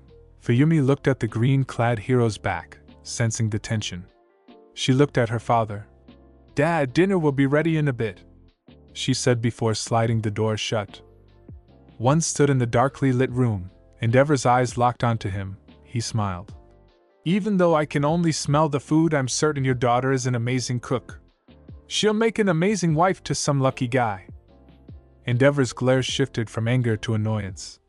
Cut the crap, he exclaimed, pointing his right index finger. Before we go any further, take off that mask, he said demandingly. You know I can't do that, Endeavor. You came to MY house. If you want to have any type of civil conversation, then take it off. One looked the older hero in the eyes. He was conflicted. They both were. He could sense Endeavor was in the midst of a mental turmoil, and despite his feelings he wanted to help because that's who he is. He's followed Endeavor's career and encountered him enough since becoming a hero to get a good feel of his personality. He was pretty sure he wouldn't tell anyone, but still. What would be the point of that? My true identity matters very little in the grand scheme of things. Endeavor's annoyed look faded before brushing him away. Get out of here. I don't have time for your misdirection today. He turned with his right side facing the independent hero. There was a silence between the two before one sighed. We're just sort of alike. Endeavor turned to him, clearly irritated by that statement.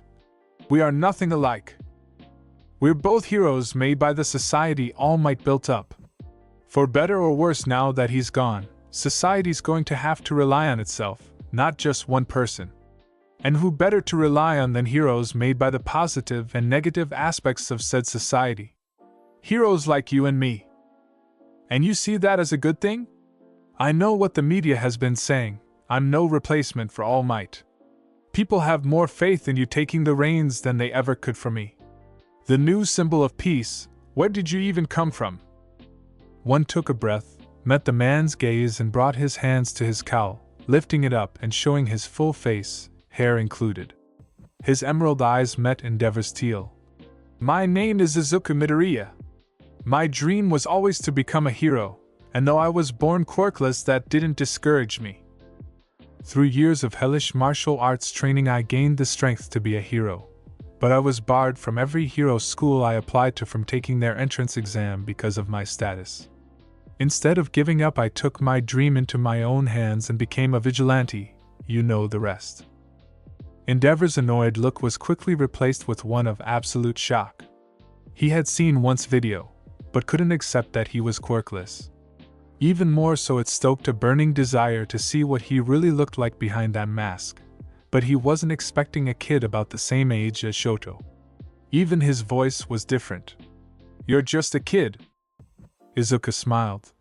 "Only in the ways that matter," he joked. "No older than my son," he said in disbelief. He brought his right hand to his face, this being too hard to try and process. One was quirkless, he's not even an adult, and is a much more capable hero than he was. This is not a good time for him, as he was still reeling from learning All Might's true form, and now this. His entire life's ambition has never felt more hollow and meaningless than right now. He gets the number 1 spot not by his own merit, but because All Might stepped down because he couldn't do it anymore. Now a quirkless runt, who's even stronger than All Might, comes in and seems to raise the bar higher than All Might ever could. It was only a matter of time before he was standing amongst the top 10 heroes. It was for nothing. All of this was for nothing. One at the large man going through a harrowing realization and a serious internal crisis. "Endeavor, I'm sure you have a lot to think about right now, but let me say this. All Might is gone. What's coming is gonna take more than just strength to carry society through. It's bigger than I am, and it's bigger than you are. Get out of your own way and focus on what's important. Everyone else.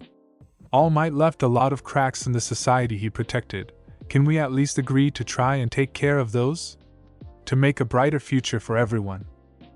Endeavor looked into the emerald eyes of the independent hero he's hated all this time. This boy was looking at him with a hopefulness he himself couldn't muster. This boy has been through some things because of the life he lived. He almost didn't want to look at him. "And how do you feel about All Might's retirement?" "I knew he didn't have much time left as a hero. I actually spoke with him a few days ago. Even though he couldn't use his awesome power anymore, he didn't give up and finished his last job." Izuku sighed. "Endeavor, if you want to be in a mood about all this, then fine, but don't forget what makes a hero in the first place. Despite the mistakes you've made, you surely understand why you never surpassed All Might, and it has almost nothing to do with power." Endeavor took his hand from his face, revealing his eyes.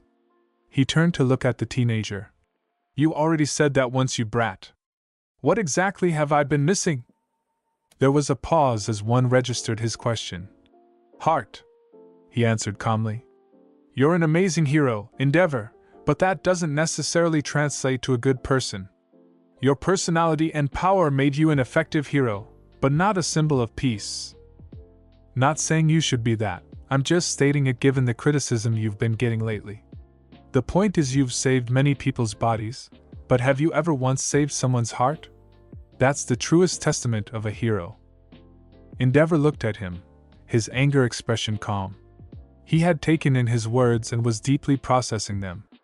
Heart, that's what made All Might so special and was the true barrier between them that he could never cross. While he wanted to dismiss one, in his heart he knew he was telling the truth. He's always known one was stronger than he was, and that was a reason for his animosity. But he also saw how the public looked at him. It was so much like All Might it made him sick. Then when he heard All Might was beaten by one after they failed to capture him, he felt cheated in the worst way.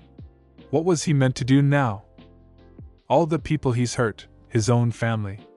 Their lives and especially their hearts have been irreparably broken because of what he did. He never wanted things to be this way. All he wanted was to be the strongest, and it turned into a meaningless endeavor.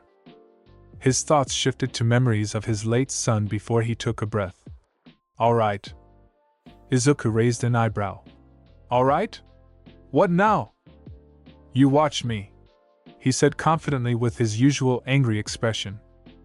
Izuku smiled. Okay then. I'm interested in seeing what you have to show, he said in his hero voice before putting his cowl back on. Do you have All Might's number by any chance? I need to speak with him. Sure. One pulled out his phone and gave him the number. Endeavor once again noted the differences in his hero and normal voice. It's fairly impressive how you've disguised your true voice so well. One smiled. Thanks. My sidekick's mom is a phenomenal actress. She taught me all about voice impressions. He put a finger. Wait, check this out. He brought a hand to his throat, massaging it as he cleared it. He swallowed spit before centering himself. Shutu! He raised a fist, yelling out, sounding exactly like Endeavor. The flame hero looked at him irritated. Get out of here! He bellowed, as his body erupted with flames. One put up a hand defensively. Come on! I've been wanting to troll you with that since the sports festival. Plus your daughter invited me to stay for dinner. It would be awfully rude for me to dip without at least tasting her food after I agreed to stay, he said playfully with a smile. Then put some in a bento and get lost. One dramatically put a hand to his chest, mouth agape at his words. Wow, talk about incredulousness. One sensed a presence on the other side of the door before it opened. It walked a worried-looking Fuyumi. Is everything okay in here? Dinner's ready, Dad. Natsu came home for dinner too. I sent Shoto to come get you, but he got a bit annoyed after hearing you yell for him. Endeavor's glare threatened to burn a hole in the back of one's cowl. One turned to him for a moment with a mischievous grin. Forgive me for that, dear daughter, he said in Endeavor's voice, completely shocking Fuyumi. We were talking and I got so hot-blooded I couldn't help yelling his name, Shoto. He flexed his body as he yelled it to the ceiling. Fuyumi's shock was quickly replaced with laughter as she started laughing. That really does sound like you, she said through her laughter and noted the embarrassed look on Endeavor's face. Endeavor was pink with embarrassment. He quickly grabbed one by the back of the head and lifted him up. Fuyumi, please make our guest a bento so I can be rid of him? He asked, now angry. Fuyumi had finished laughing. She happily exhaled. Sure, Dad. One, we're having tonkatsu. Is that fine with you? One gave no resistance as Endeavor held him up. That's perfect. I love tonkatsu. The young woman smiled. That's great, I'll be right back, she said before walking down the hall. One and Endeavor watched Fuyumi leave. She is truly a jewel. I hope you all appreciate her, he complimented nicely. Endeavor's grip tightened on his head. What's that supposed to mean? You're not planning on making a move on my daughter, are you? She's too old for you and out of your league, runt. Couple things. 1, I have a girlfriend who's already out of my league but loves me regardless. 2, I'm not planning on making a move on her, just paying a compliment based on observations. 3, even if I was, I'm old enough. The age of consent is 13 after all. And 4, just because I'm shorter than you, don't call me a runt, he said, crossing his arms. Endeavor growled lowly, not caring for the snarkiness in his tone. He kept him up as they left the training hall. They said nothing to each other, either commenting on this stage position. One sensed a presence closing in as they rounded a corner. A tall young man with spiky white hair was on his phone when he walked face first into one's stomach. He dropped his phone and fell back, grabbing his face thinking he walked into a wall. What the hell? He asked as he rubbed his head. Sorry about that. I'm offering no resistance, one said casually. The young man opened his eyes and was shocked. One raised a hand. Hello, he responded playfully. He then saw that one was being held up by the back of the head by Endeavor. His expression quickly soured. Oh, it's you, he said, averting his gaze from Endeavor and picking up his phone. You okay? That looked like it hurt a little, one asked sincerely. He rubbed his head. I'll be fine. He smiled at the hero. What are you made of anyway? It felt like I walked headfirst into a metal door or something. Years of physical training have intensely toughened my body. For better or worse, I'm pretty durable. Well, that's a relief.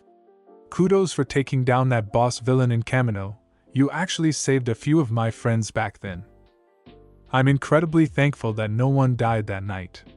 I can't go into the details, but that guy was a special kind of evil and needed to go down. Great to have a hero like you around. I'm Natsuo.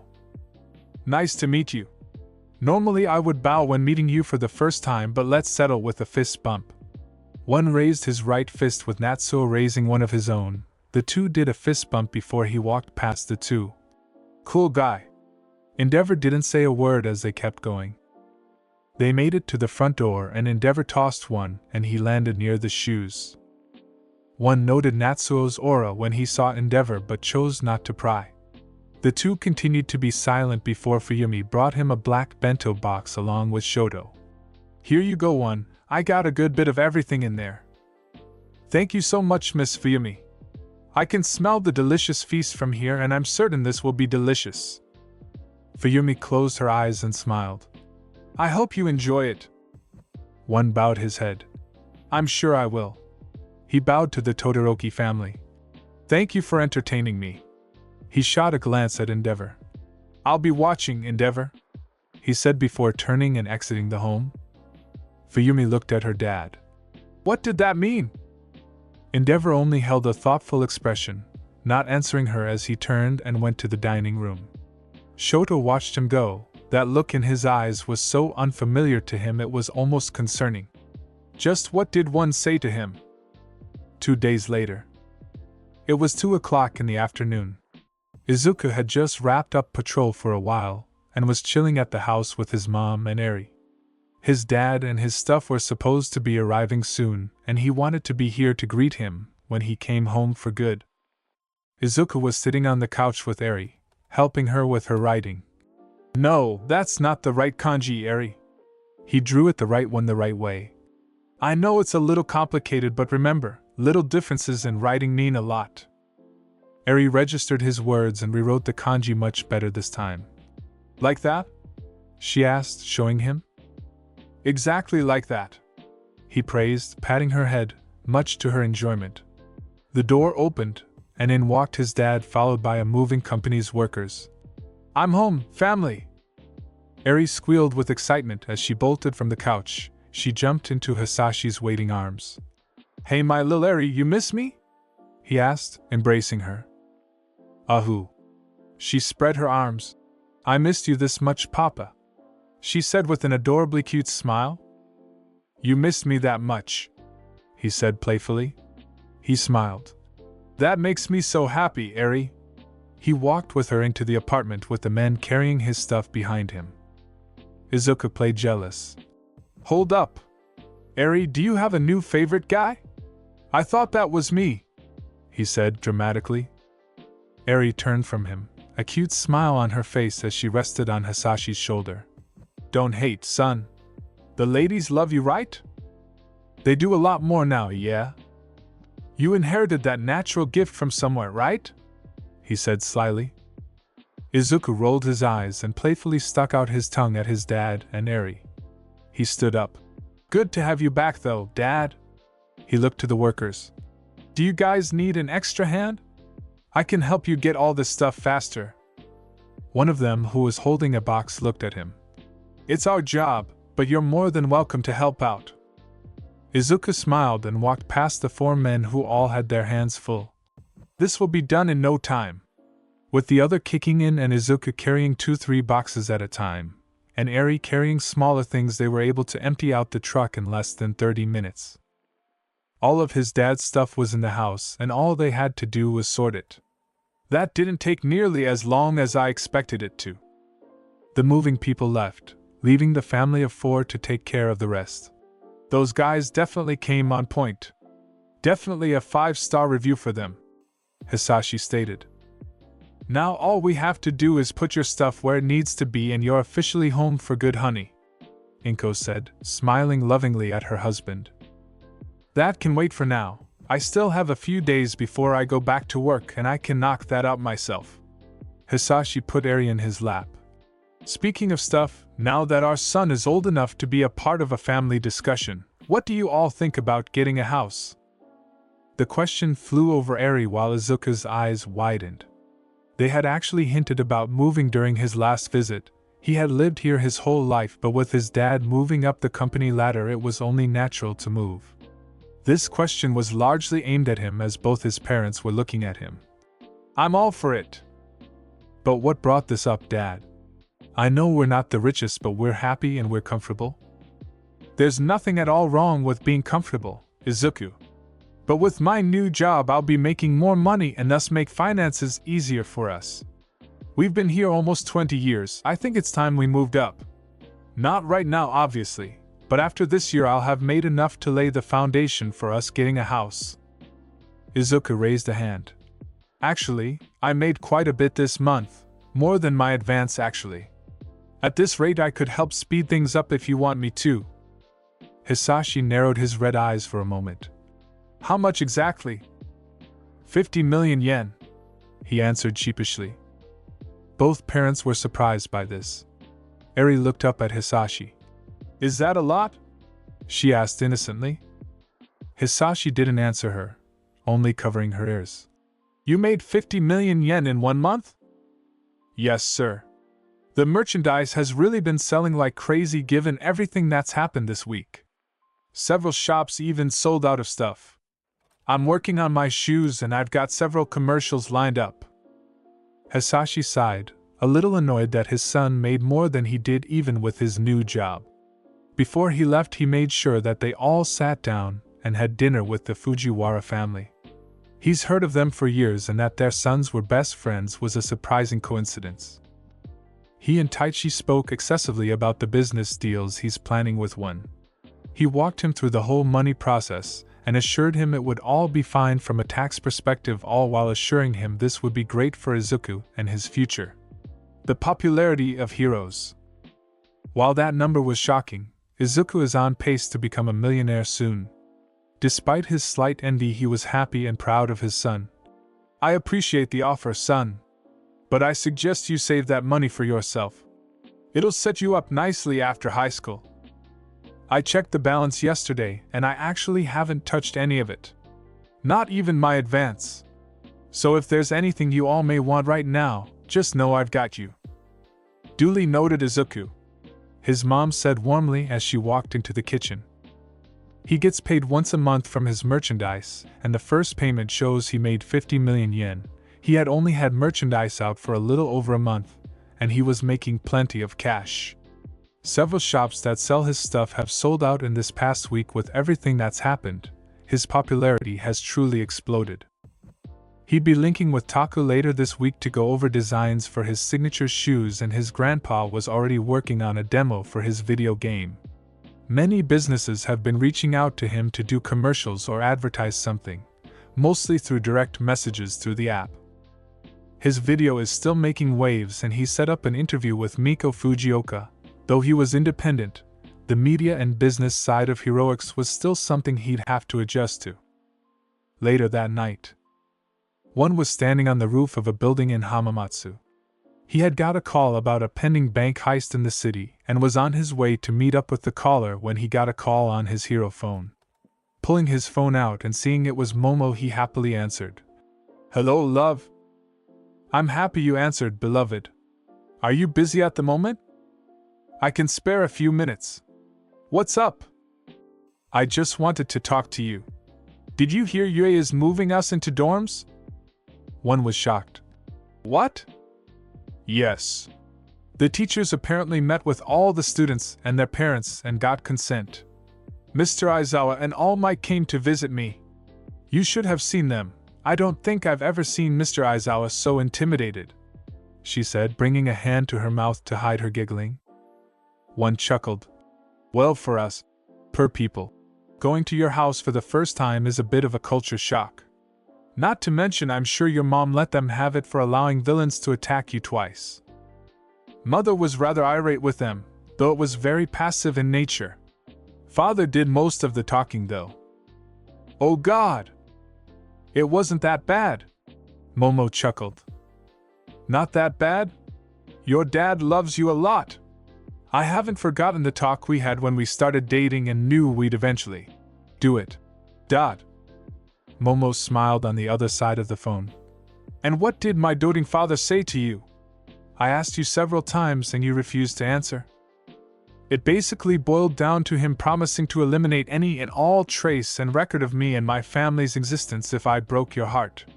You know, rich people power. Have I told you how much I love you lately? He asked jokingly. Momo giggled lightly at her boyfriend's cute antics. That does sound like father. But you could stand to mention it more. Oh really? He smiled slyly. I love you, baby. I don't know what it is, but you drive me crazy. And every time I'm around you, girl, it feels amazing. And I'm on my best behavior when I'm with my baby, 'cause I can't lose my baby a dot. He sang beautifully into the phone, making Momo's heart flutter at his words. How was that? You just love pulling on my heartstrings, don't you? Sure do. Momo smiled. Do you want to come help me move in tomorrow? While normally I'd love to, that I can't do. I'll be busy with patrols and other things. But Nisa did ask me to help the first years train for the provisional exams. Do you know what you want to bring? I know I want to bring my bed set and TV. I'm actually almost finished packing up clothes.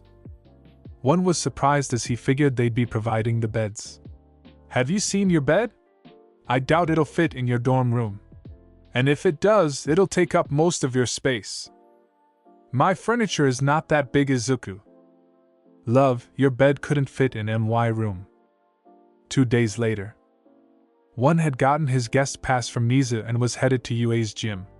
Class A should be in there and preparing for training. The students were now living on campus and everyone was still adjusting. He had texted Momo last night, and she said after moving in they did a best room contest with Sato winning, mostly due to the delicious cake he made. Wish he could have tried it. Gym Gamma. Eraserhead stood in front of his class. He stood alongside Midnight, Cementos, and Ectoplasm.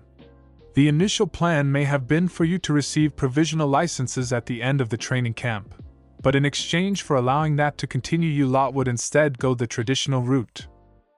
Everything you have done has been in preparation to develop your ultimate moves, not just strengthen your quirks.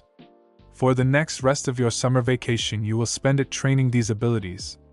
Eraserhead said as Cementos made several structures for training. Prepare for intensive training. All of the teachers are here to help you unlock the potential of your movesets. He looked up, and also. In a flash of speed, one phased through the ceiling and landed in front of the class, a bright smile shining on his face.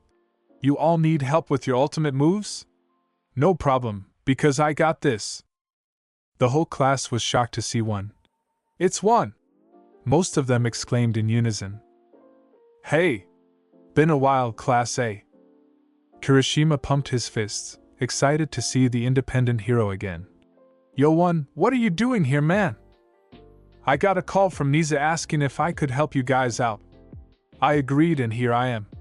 I heard everything Eraserhead said as I was flying over here, and in addition you should think about how you can improve your costumes.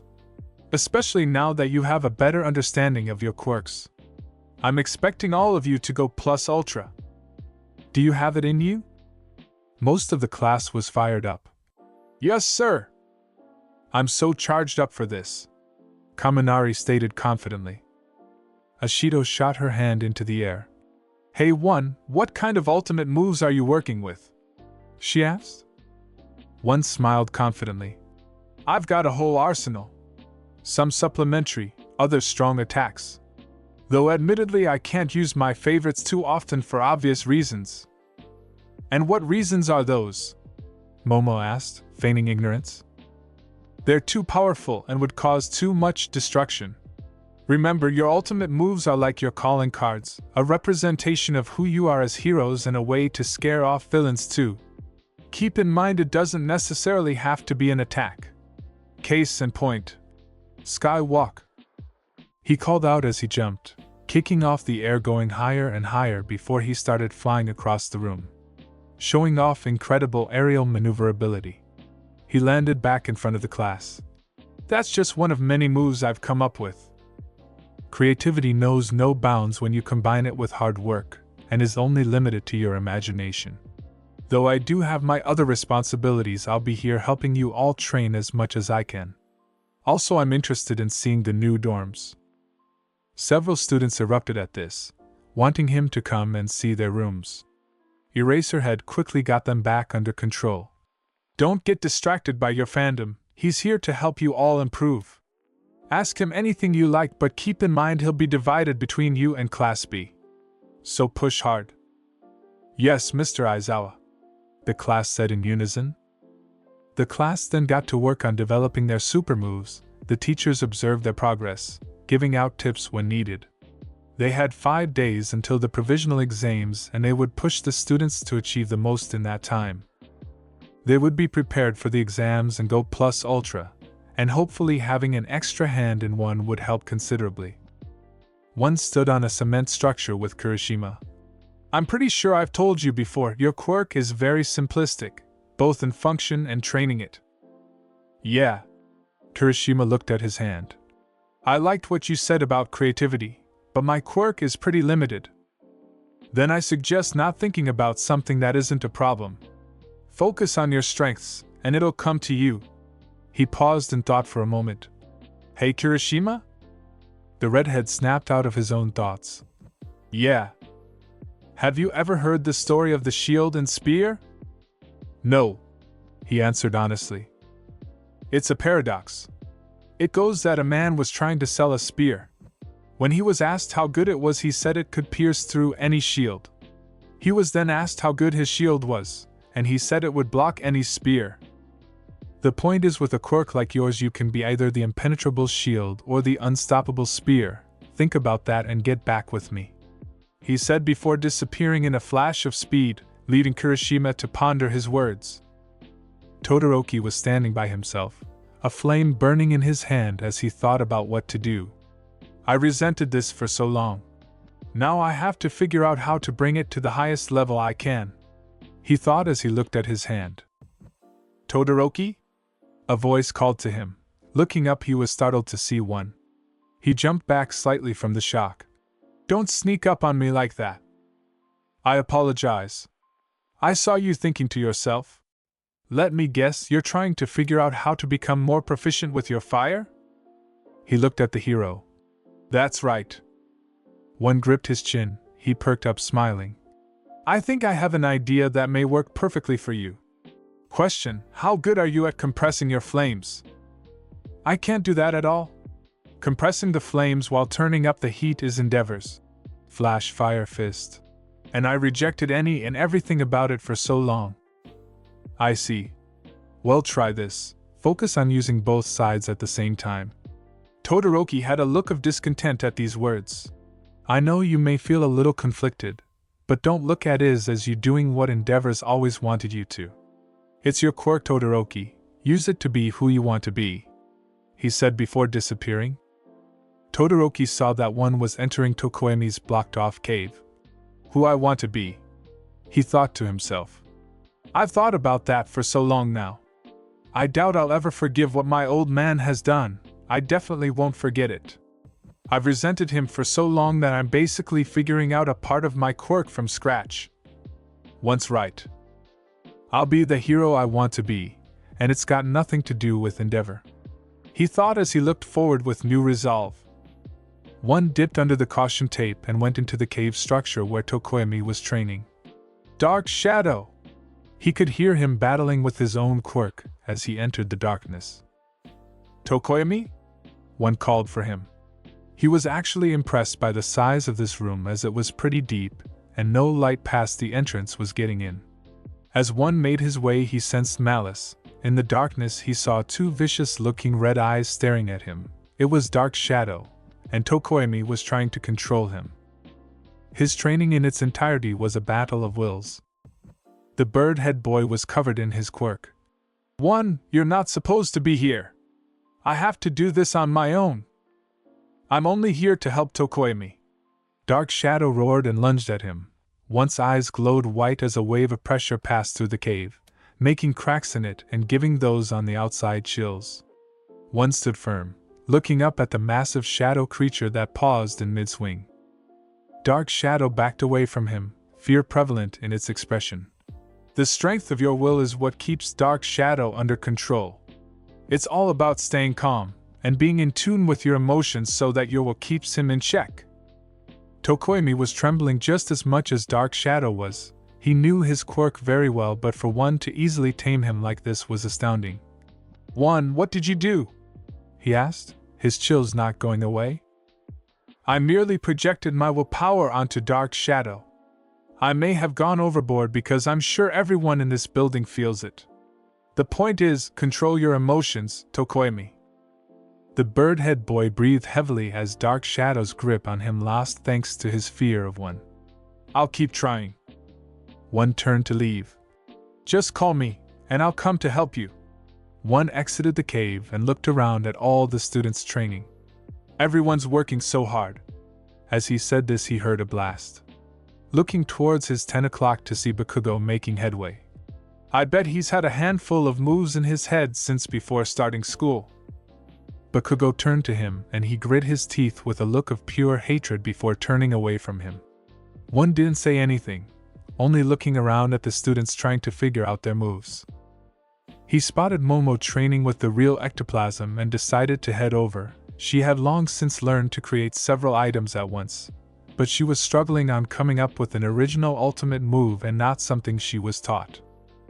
Given the nature of her quirk, she figured a move of hers would be supportive and any physical attack would come down to her physical prowess. Yayorozu, do you have any ideas yet? One asked. A few.